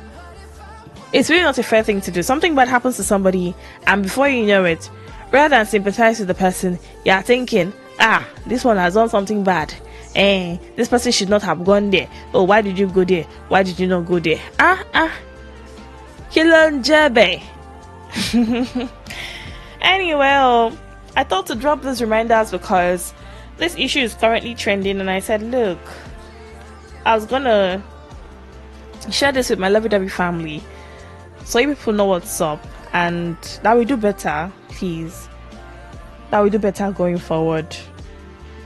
Meanwhile, the conversation on the table tonight, you choke. But then again, say they always choke with me. Say they always choke with me. So we'll talk about it, beautiful people. It is lovey-dovey. My name is Amaka. I'm here with you, for you. We're going to have this conversation, and we're going to have fun. So stay with me while I take you through tonight's episode of lovey-dovey. You're welcome, my darlings. Sit pretty, because this is about to make sense. Well, it already does make sense. On the first page of our story, the future seems so bright.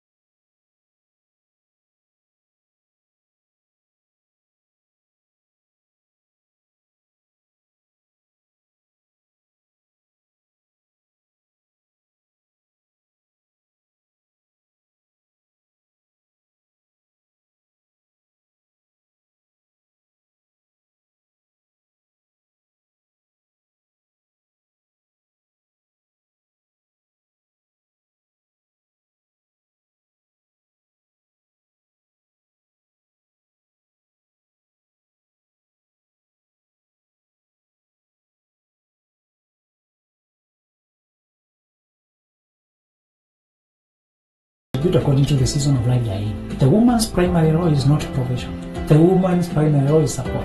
And she should support contextually where she is at the time. It's very stupid for women to settle for 50-50. Many of them don't know it, but eventually they become hardened, tough. They forget about love. It's all about necessity, logistics. It becomes a logistics center. It's not a marriage anymore. He may have situations of life come. That time he would be flexible. Instead of doing 50-50, just do 100-100. Be 100% woman and become 100% man. We're still collaborating, but it is not impersonal and logistical. The first duty of the man is to provide. To be a husband, you must be a man of leadership and a man of character.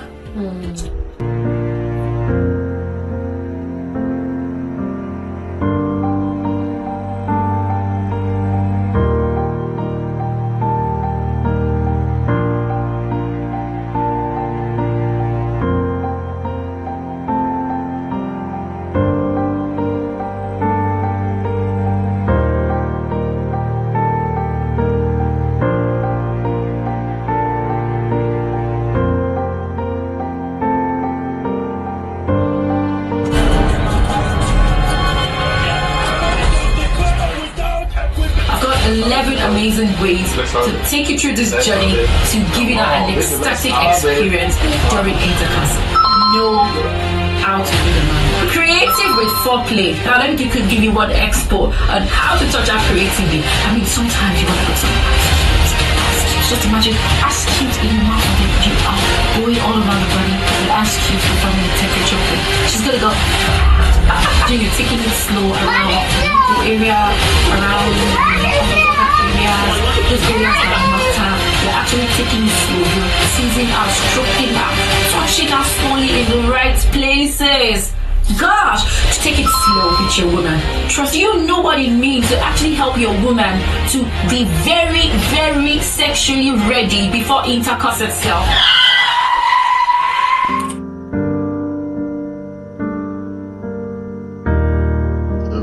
Good morning. Good morning, my brother. I want to lend a voice to what you have just said about our men. People may call you all those words simp and all that. Please do not stop talking. You know why? Our men say they are leaders, but they don't show leadership in marriage. Some of them don't even know what leadership is in marriage. You want to lead a woman. You want to lead an educated woman. Or maybe you are not educated. How does that work? They may call you simp, my brother. Don't stop. I say it. Some men are a waste of space. They are not qualified to be in marriage. Yes. Complete utter waste of space, my brother. Don't stop calling. Some women are useless. Some men are useless. But I hate that narrative where they make it look like women are the problems why marriages are failing. I don't believe that to do. I don't believe it either. I don't believe. I watched one of your videos this morning and I really enjoyed it when you were calling out the men. If you are the leader of a home, Odogo, Ibo, right? Yeah. When you pour water, does water go from head down or it goes from up down? From down up? Where the water flow from? Down. Okay. You are the head. It goes from head to bottom. If you are the head of the home, any behavior you want your wife to show to you, model that behavior. If you don't model the behavior, you are not a leader. You are not a good leader. If you want truth and honesty in marriage, as the leader of the home, model that for your wife to copy. Model that for your children to copy. If you want compassion and respect from your wife, model compassion and respect first to your wife. Your wife will learn of you and they will pass it on to the children. If you want any virtue you want from your woman, model it first. But our men are not ready to model these behaviors, these virtues, but they want the women to give it to them. How does that work? Does it make sense? How does it work? If you talk to, unfortunately, you know, like you talked in one of our videos, some of these narratives we've had of old, they are destroying men. They are destroying men, seriously, my brother. Marriages are failing because some men are not able to hold it down. Some men are intimidated when they see a woman. And I'll give you an instance. You're married to a woman, you live in the diaspora, wherever. All of a sudden, your woman is now building new capacities. You know, educating herself, enrolling for courses and all that. She gets a top job. She starts earning more than you. Some men already become so incensed. Alright?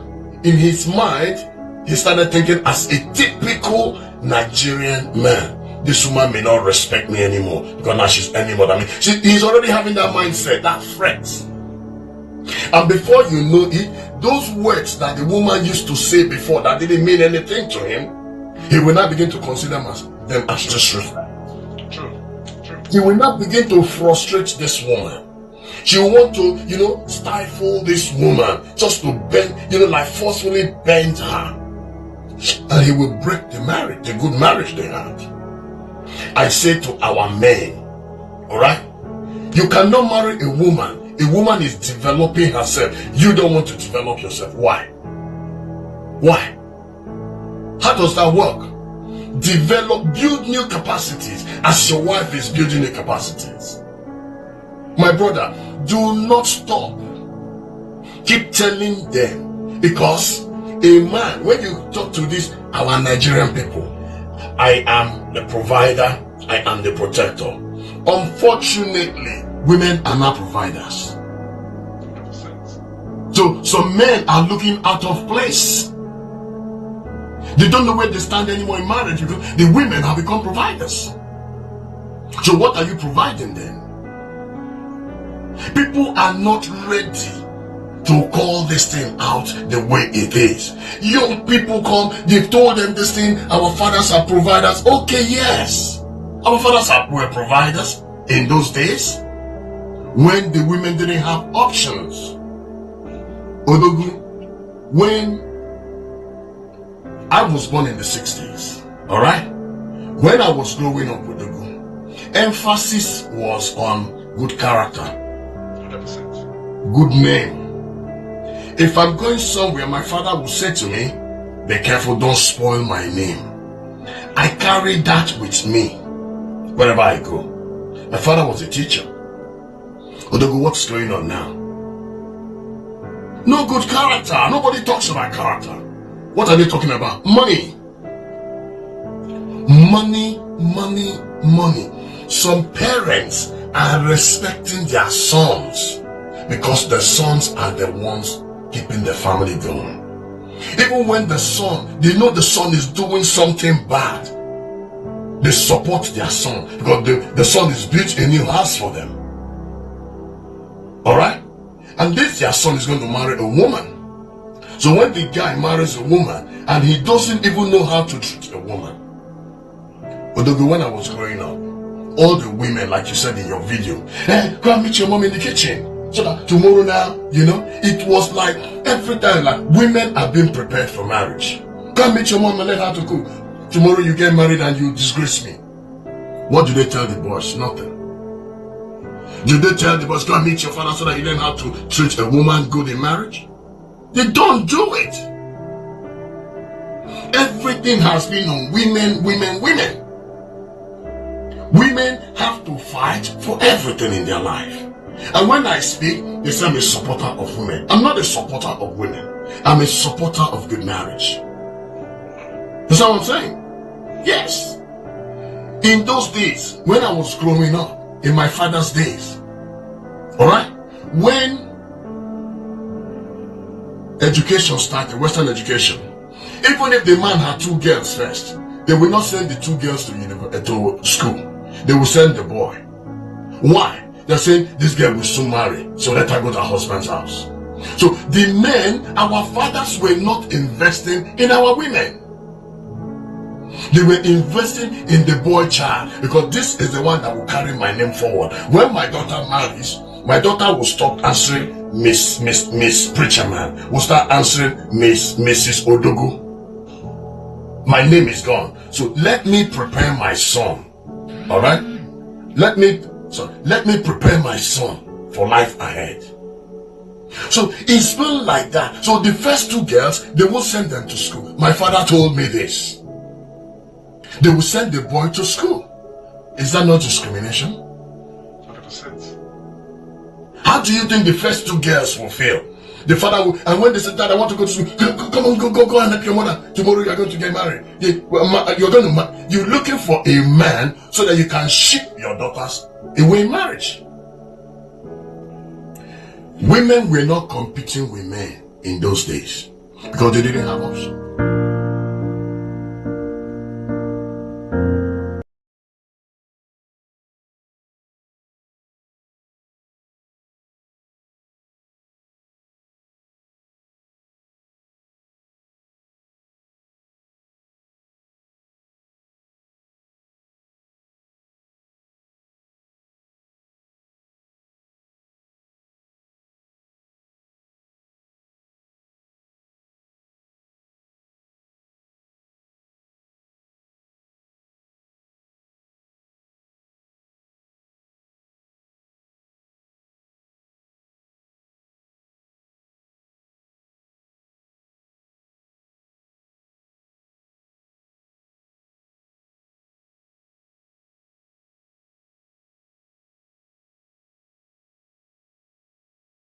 You can enjoy outer stimulations other than penetrative sex. Outer stimulations can actually promote body awareness and also help people to enjoy your sensual bodies. It helps you become more sensual in your sexuality and help you enjoy the moment, and can even promote better, enjoyable intercourse. Now, the 6 outer stimulations I'm going to be sharing are: number 1, massages. Massages are very, very therapeutic. I'm sure you know this by now. Now, when I'm talking massages, I'm not really talking about the Swedish kind of massages or the deep stone, blah, blah, blah kind of massages. I'm talking about an erotic massage, something sexual but does not include penetration. So yes to massages. Fantastic. It's a beautiful way to explore your bodies and explore an outer stimulation. Number 2, having your back together. Yes, that's a way to promote body awareness and to help people become more comfortable in yourselves. So yes to batting together. Just imagine yourselves under the shower, touching yourselves, exploring, and checking out your bodies.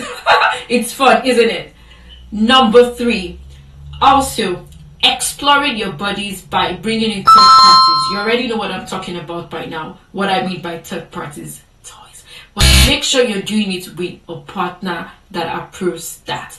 There are different toys that can help you explore your bodies to enjoy outer stimulations. A magic wand is one. It can actually help you to enjoy that massage experience I just talked about, and also help you both to become more aware of your bodies and just enjoy other kind of stimulations that are way different from exploring penetrative sex. Another one here is exploring mind games. Yes, you can actually explore your minds, which serves as a form of outer stimulation. You know that moment when you're both staring at yourselves and then you are deeply becoming very imaginative about yourselves while staring at each other and focusing on your bodies. I don't want to dive too much into that, but I think you get what I'm trying to say. Another one here is when you actually focus on your erogenous zone. You know that moment when you dedicate your time to exploring your erogenous zones. It is very, very fun. This is a way to explore outer stimulations. And the last but not the least, holding hands. As simple as holding hands when you take a stroll together. It can actually improve bonding. It can actually improve attachment, and can actually help you to enjoy body awareness that can lead to better intercourse and intimacy. Now, you know why you should explore outer stimulations, because outer stimulations are actually great to helping you enjoy better penetration. That's the code, and that's the way to crack it. Thank you for watching.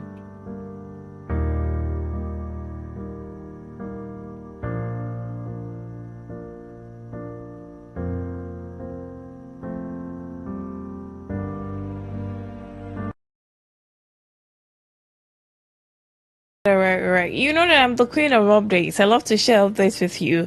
So a little bit of this, a little bit of that.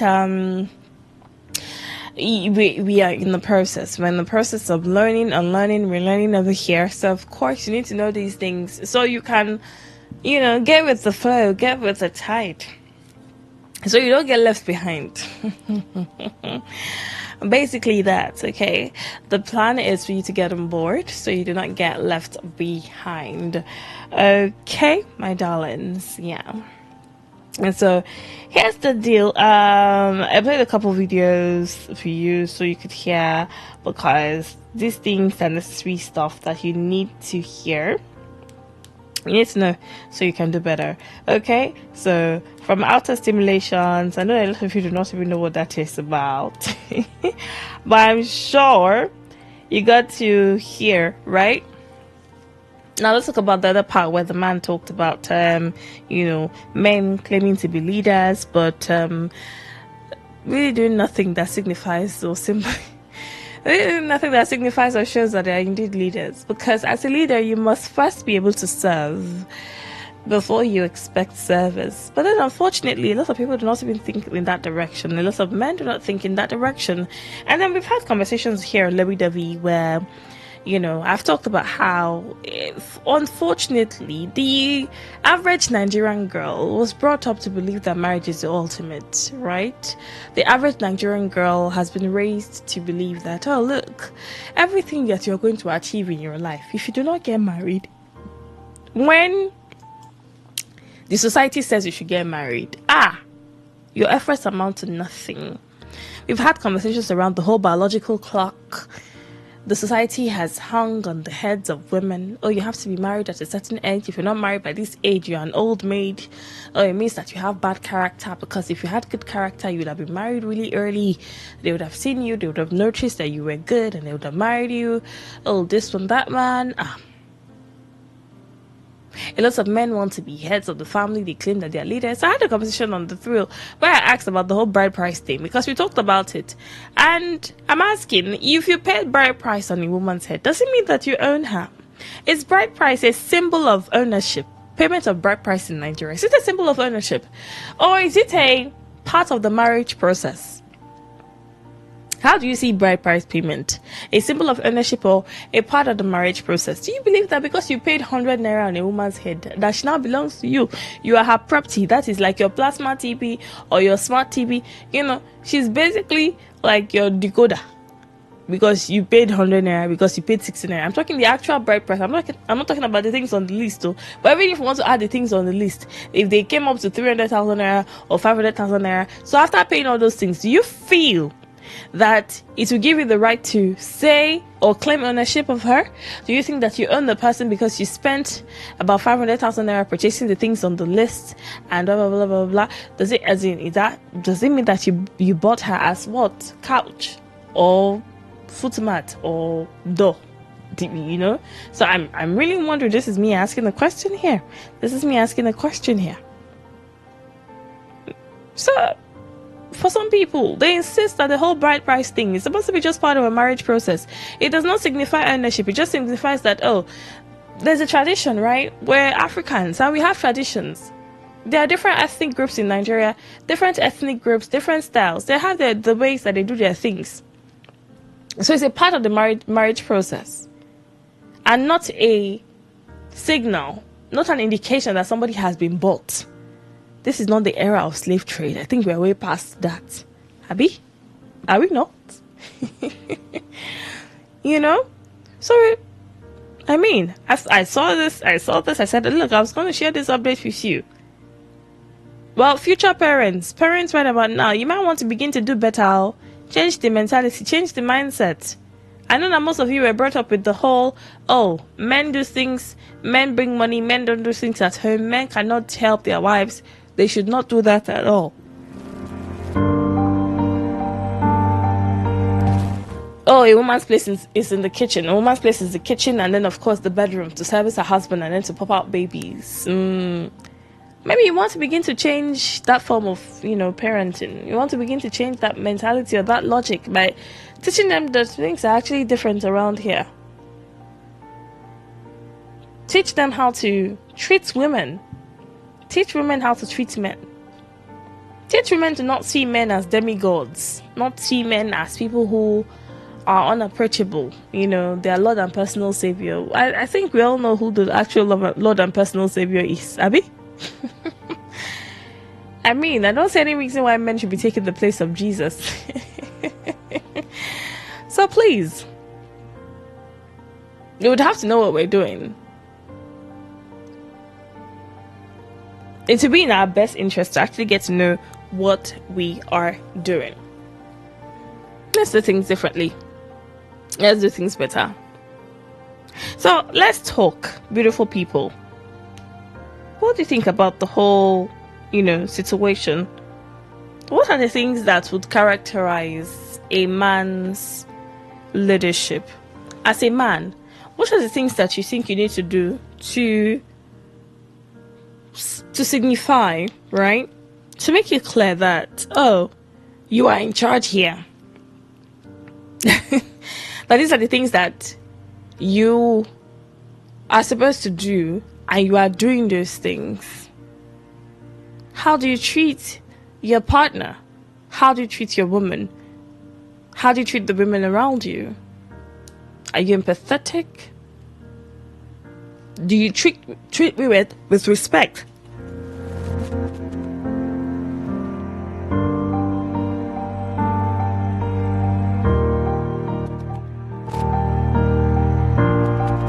So do you treat women with respect?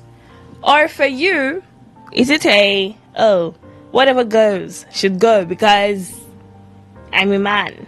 I mean, a man signifies that I can do anything I want to do and I would get away with it. What do you think is involved in being a leader as a man? Taking the lead as a man, what do you think is expected of you? What are the things that are expected from you as a man who claims to be a leader? How do you exhibit your leadership? How do you show or display your leadership? I would like to know these things. Then I would also like to know what you think about the whole bride price idea. For you, do you see bride price as a means to an end? Basically, a part of the marriage process. You go from introduction to maybe knocking on the door, doing this, doing that, meeting the family, knocking on the door. Do you think that bride price payment is just a part of the marital arrangement? Or would you say that once a man pays bride price, it means that he owns a woman? Is that how you look at it? Is that how you see it? Well, this conversation's on the table tonight, beautiful people. So call in, text in, and lend me your thoughts. I want to know what you think signifies or stamps your place as a leader. What are the things that you would do that will make you feel accomplished as a leader? That will give you the impression that, oh, I'm doing something well. I would like to get your thoughts, beautiful people. I'd like to know what you think, what the things that are going on in your head. Let's know, because women need to know these things, right? Women need to know these things so they can better understand what exactly they are dealing with. Let women understand what they are dealing with. Let women understand how this is playing out in your head. Maybe, just maybe, it would help. Maybe it would help, to put things in perspective. And so if we can get to that point where women begin to act better, act right and all of that. So call me, text me. My phone lines are open. 0817 00 00 951. 0817 00 00 951. 0810 9510 951. 0810 9510 951. All right, let's talk. Let's get started with our first caller. Hello, good morning. Morning. Yes, please. Matthias calling you from Noah in River State. You're welcome. Good morning. Morning once again. You're welcome. I think this is the platform that we can talk and understand ourselves. Like you said, we really need to know what is happening and how to go about our life. I hope you are getting me. Mm-hmm. Okay. So, like I told you some hours ago on our discussion about this embarrassing somebody in the public and the rest. Now, there is rules that govern in any place. And if somebody has offended you or committed a crime or does what he was not supposed to do, like I told you the staff of that airplane, they were jealous. That was the word I used. I said they were jealous in the sense that that girl was not the only girl on board. The same money other passenger paid, that was the money the girl also paid. And by then, indecent dressing were not looked out. Now they are already in the plane trying to board or fly up. Now something happened. Why don't you say, okay, if the person did not off the phone, you say, okay, no problem.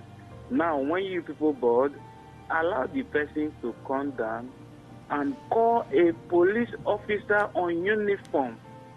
You don't call people that they are not where you can't recognize them on mufti to come and arrest a person in such situation.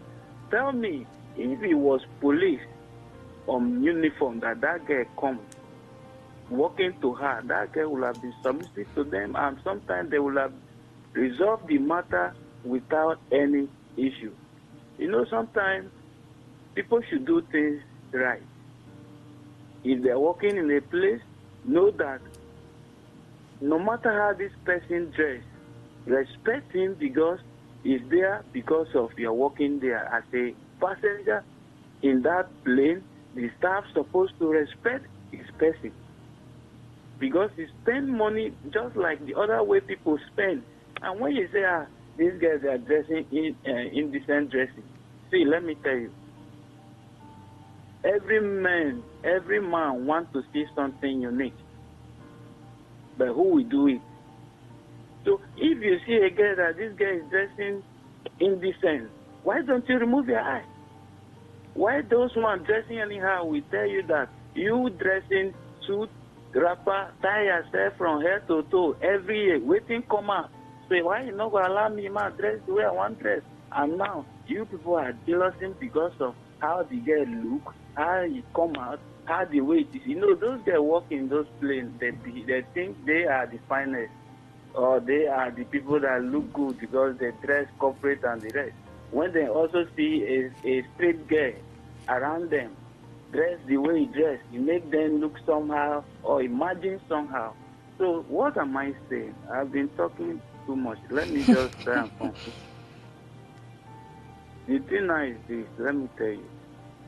I want to advise girls on how to dress. There are ways you dress, and anywhere you go, you stick to the rules based on how you dress.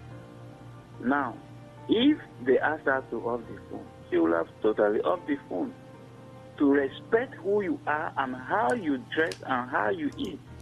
Because if you don't respect yourself, person will not respect you. If you come to my office and I told you in this office, please, I don't take call. You can't tell me that somebody is calling you that you must take call, you must abide by the rules. Respect yourself. I respect myself. So when you dress and come to the public, you can dress anyhow you want to dress. It's their body, as I am. Boys, not the throwaway jean, wait here again. And they say boys now don't they wear their jeans, not old jeans again for market now. All jeans is available, but before, one jeans here, we no go wear them again. So, person wear what you want to wear, and doing that, respect yourself. That is that one. On the other way of marrying a woman, whether you own it, I told you that is not the way. Let me just give you a short one. That shows that the father gives you the permission to take his daughter from his house to your own house, to make the man be the one to either produce a child for the daughter to be also their grandchild, because they cannot sleep with their daughter. Somebody have to do that for child to come. So that bride price, that is what is the meaning. It's not that they give you the daughter to go and sell it in the market. See, even father no go fit collect money saying they sell pikin to somebody. That is murder now. It's against the law. It's against Bible. So how can you believe that if you give somebody's money, you have already have ownership of the person, that they sell person for market? Live waiting with they see these days. So human being is human being.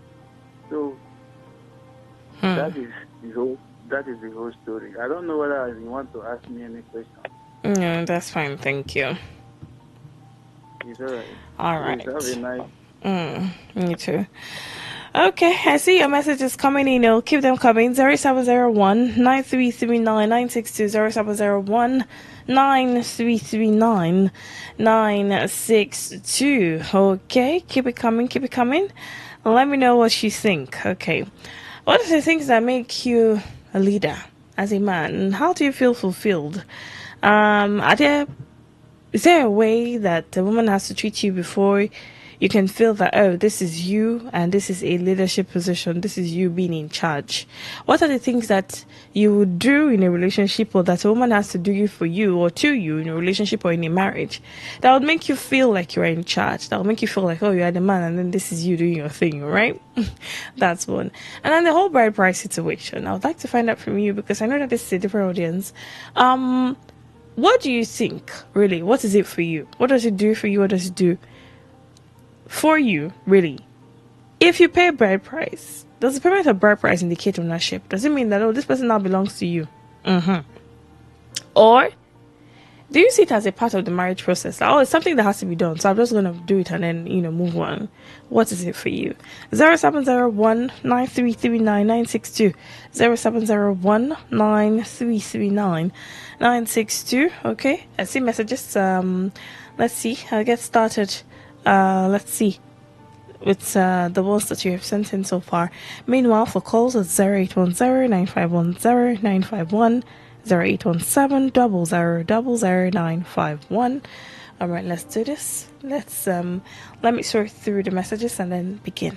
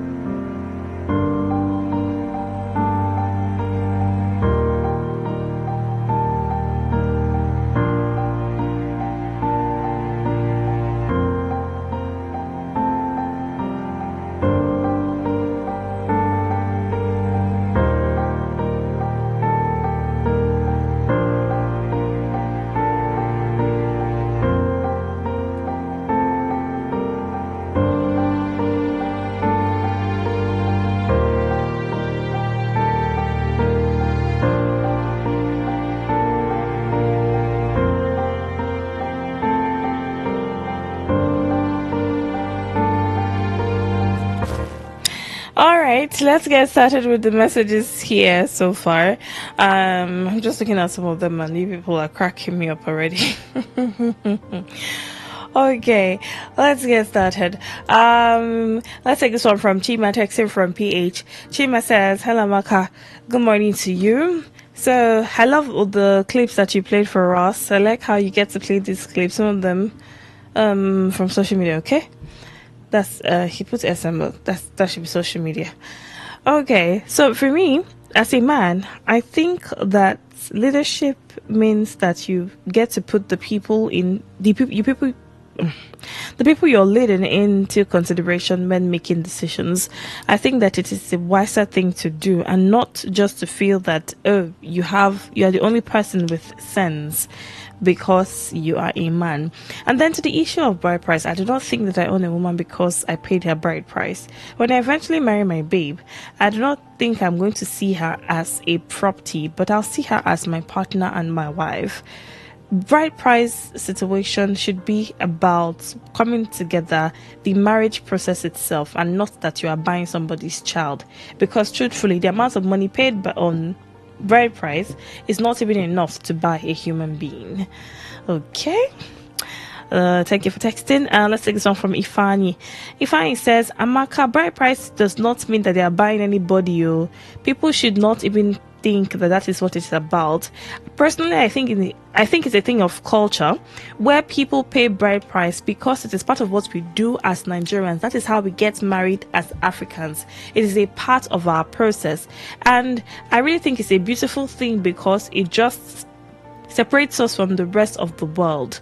So bride price does not mean that you are buying anybody. It simply means that you are doing something that is cultural. That is how I see it. And leadership for men does not mean that you should be the what? You should be the type of man who does not listen. Okay, this should be type. You should be the type of man who does not listen to anybody else. Please, that is not what leadership is about. Okay, thank you for texting, Ifani. Okay, let's go. More messages.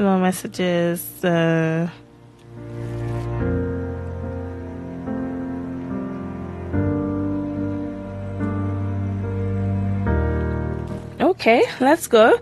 Let's take this one from Isaac. All right, Isaac says, hello, Amaka. Good morning to you. It's been a minute. Long time no lovey-dovey. I've been busy with work. Oh, okay, well, Isaac, well, you're welcome back to lovey-dovey. Isaac says, Amaka, I'm of the opinion that the bride price payment is very important. It's a serious part of the marital rights when marriage is being done. And while I would not say that I own my wife because I paid her bride price, I would instead say that it probably gives some sort of leverage to the man, knowing that this woman now belongs to him, not as a property but as a woman that he has married, meaning that both of them are now together in marriage and are not supposed to be outside their union.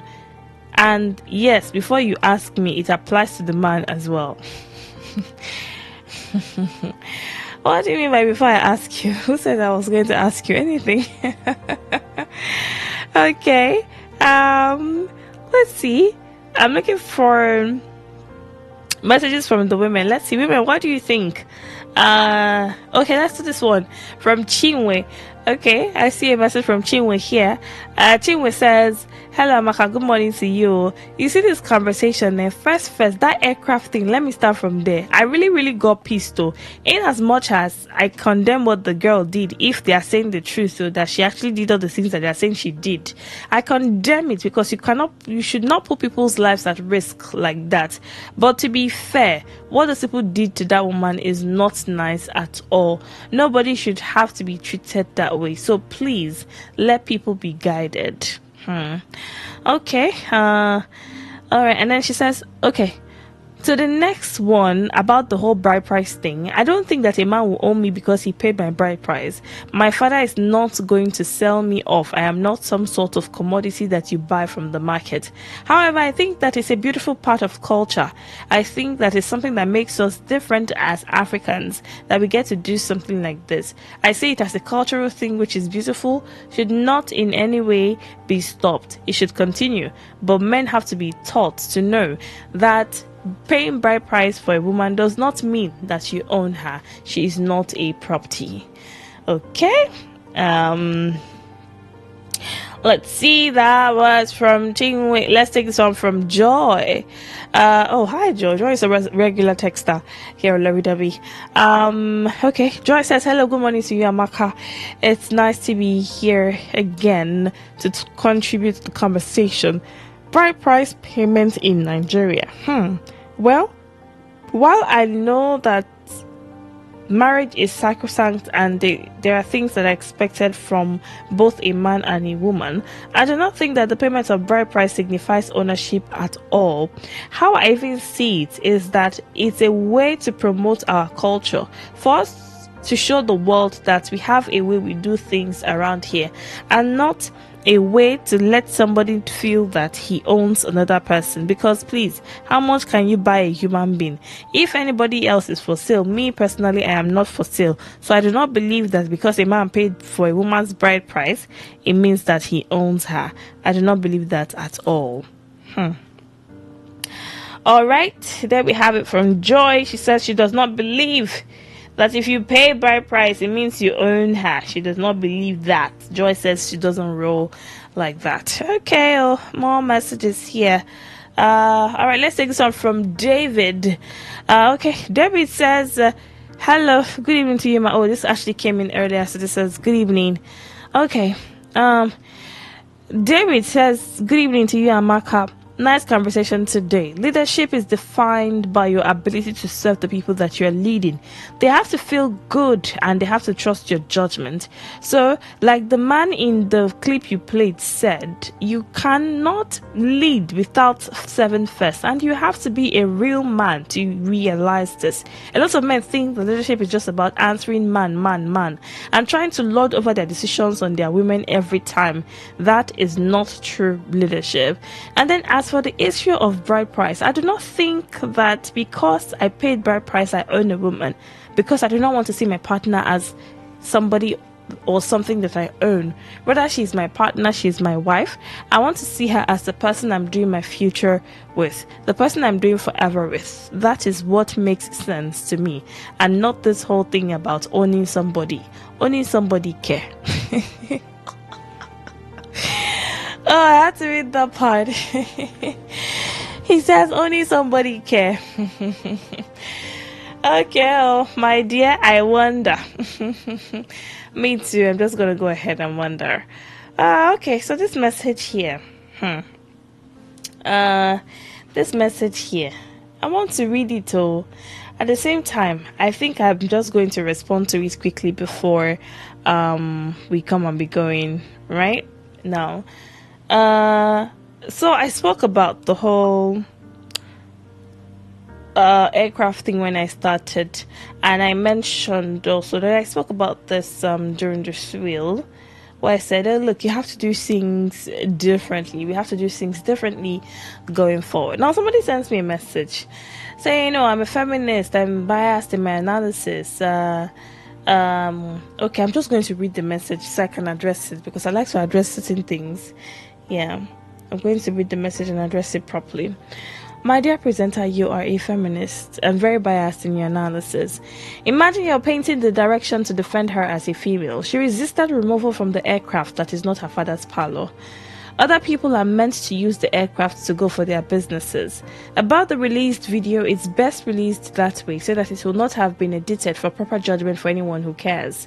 They also could have ripped her trousers if it were intentional to strip her naked. You also agree that she was resisting, which led to the tearing of her clothes. Please educate us better, not in bias. You say you are Gabriel.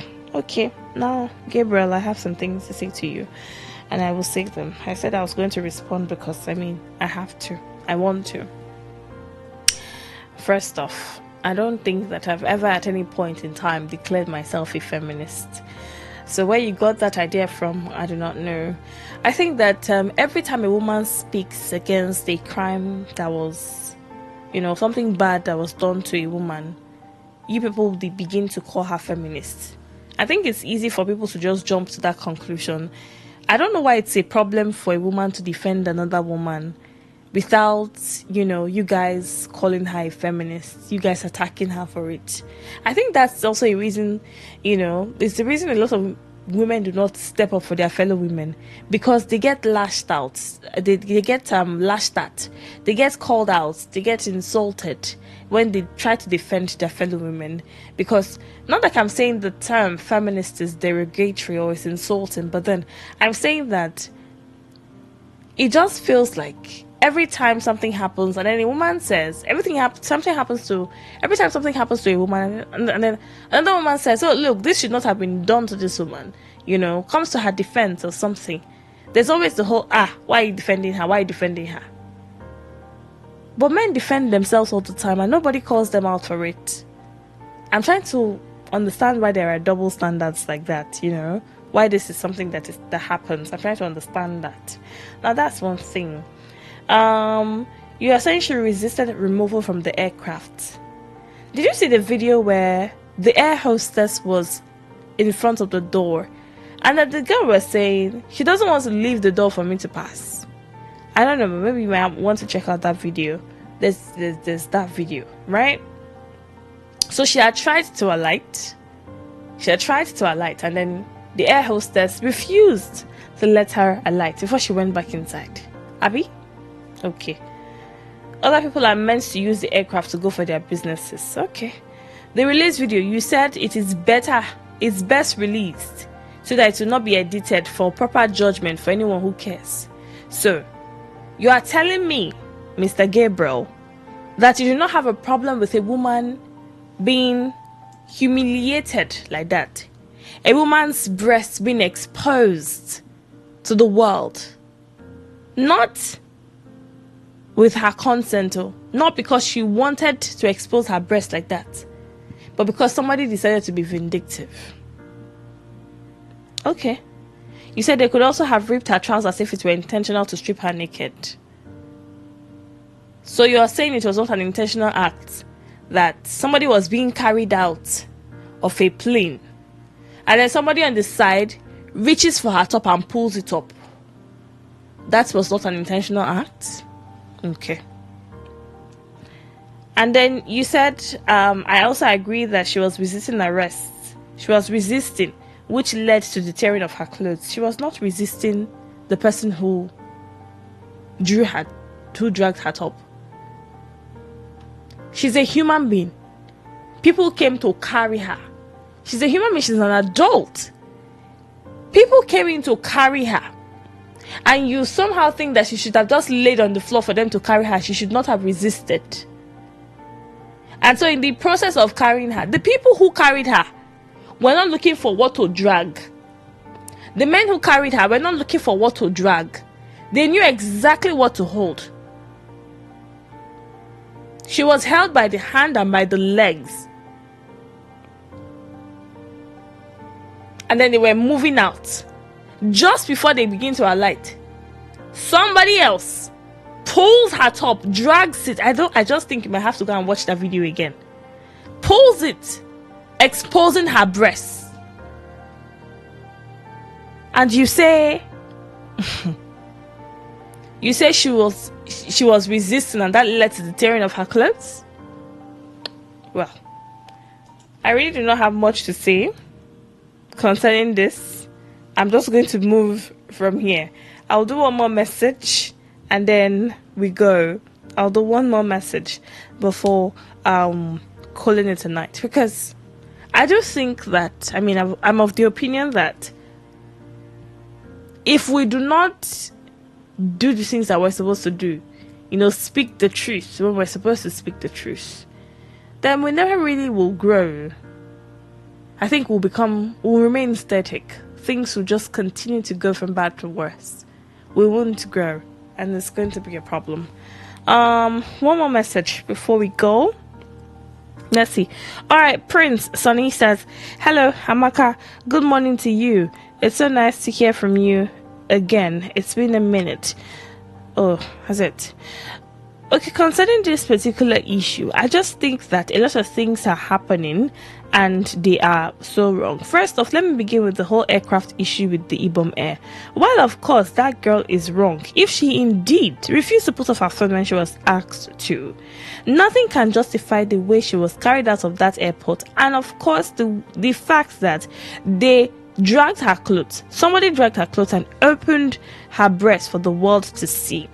There is nothing anybody wants to see, and no matter how people try to defend that action of whoever was behind the camera who did that thing, it is never going to make sense.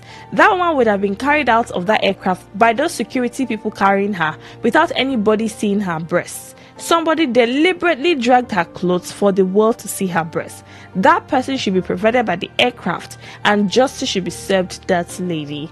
As for the payment of bride price issue, I do not think that I will own a person because I paid her bride price. I see that payment of bride price thing as a matter of choice and a matter of tradition, which I'm begging that please let these days in-laws reduce the amount of money that they request for bride price so that more young guys will be able to marry. More young guys will be able to marry and start their own families. As for me, I feel good as a man when my leadership revolves around me and my woman, and I get respected as well. I have realized a long time ago that leadership is not by force. Now, if people do not respect you as a leader, there is nothing you say to them that will make sense. So I think that you have to begin to practice how to be a good leader if you want to earn people's respect. All right. Thank you for texting. I'll do one more message. This came in a few minutes ago. Let's do this one. Lovely greetings, Amaka. Concerning the viral video, I don't quite get it. I've watched it several times and it's hard to really tell if that private part exposure was deliberate or not. Although I think the entire act was unfair, especially since it's being posted online. By the way, who was even calling who thief there? Anyway, the idea of ownership in marriage because of bride price payment is scandalous. I'm Michael from Warfare. Alright, let's do one call before we go. Hello, good morning. Hello, good morning. Sorry, I was not supposed to call, but that thing just wait. Okay, hello, sorry. Okay.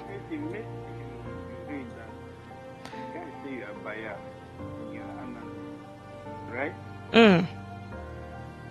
Sorry, let me tell you, my sister, when you are on discussion there are things you don't revise. How do you bias in your talk, and how did that guy come to understand what you are discussing? You see, these are the problems. Okay, if you say the girl insists arrest, who were the officers that come to arrest the girl? Is it policemen? Is it Nanami? Is it the airport security? Did you see any signs of uniform on their body? So how can somebody will just free himself onto people you cannot identify in Nigeria these days? And he's saying that the girl they will have naked him off that. Then what will you see? Upon all the one you have been seeing online, seen everywhere, waiting come out. I beg. All right. Thank you. All right. So let's do. I have one more message here. I keep saying I will not do it again. Okay. Let's take this last message, please. This is from Osinachi, texting from PH. Osinachi says, hello, Amaka, good morning to you. So this whole conversation has been really bothering me since these videos came out. So because I'm wondering how we even got here as a country. The fact that people will not see the truth and call out the truth for what it really is. While the girl of the aircraft might be wrong, but please, that aircraft people should explain why somebody will drag her clothes enough to expose her breasts. For me, I think it was a deliberate act. Nothing anybody won't tell me about this particular issue. For the payment of bride price, so I do not think that a man owns a woman just by paying her bride price. That should be her paying her bride price. However, I think that it signifies that this man and a woman are now one. So, payment of bride price should make a man see a woman as his partner and not a commodity that he picked up. Lastly, as a man, being a leader involves that you get to listen to your partner just as much as you want her to listen to you. I don't think that this thing that men do where they think they're the only ones that have sense and who can make decisions for the family is a good one. So, dear men, please try to listen to your wives as much as possible. That is one thing I think that being a true leader involves. All right, there goes our last message for the night, actually, for the morning. So thank you very much, beautiful people. Thank you for calling. Thank you for texting. Thank you for doing tonight's episode of Lovey Dovey with me. Let's do this again when we can.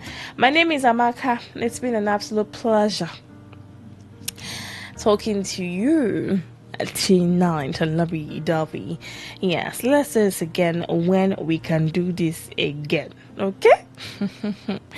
Remember to follow me on everything social.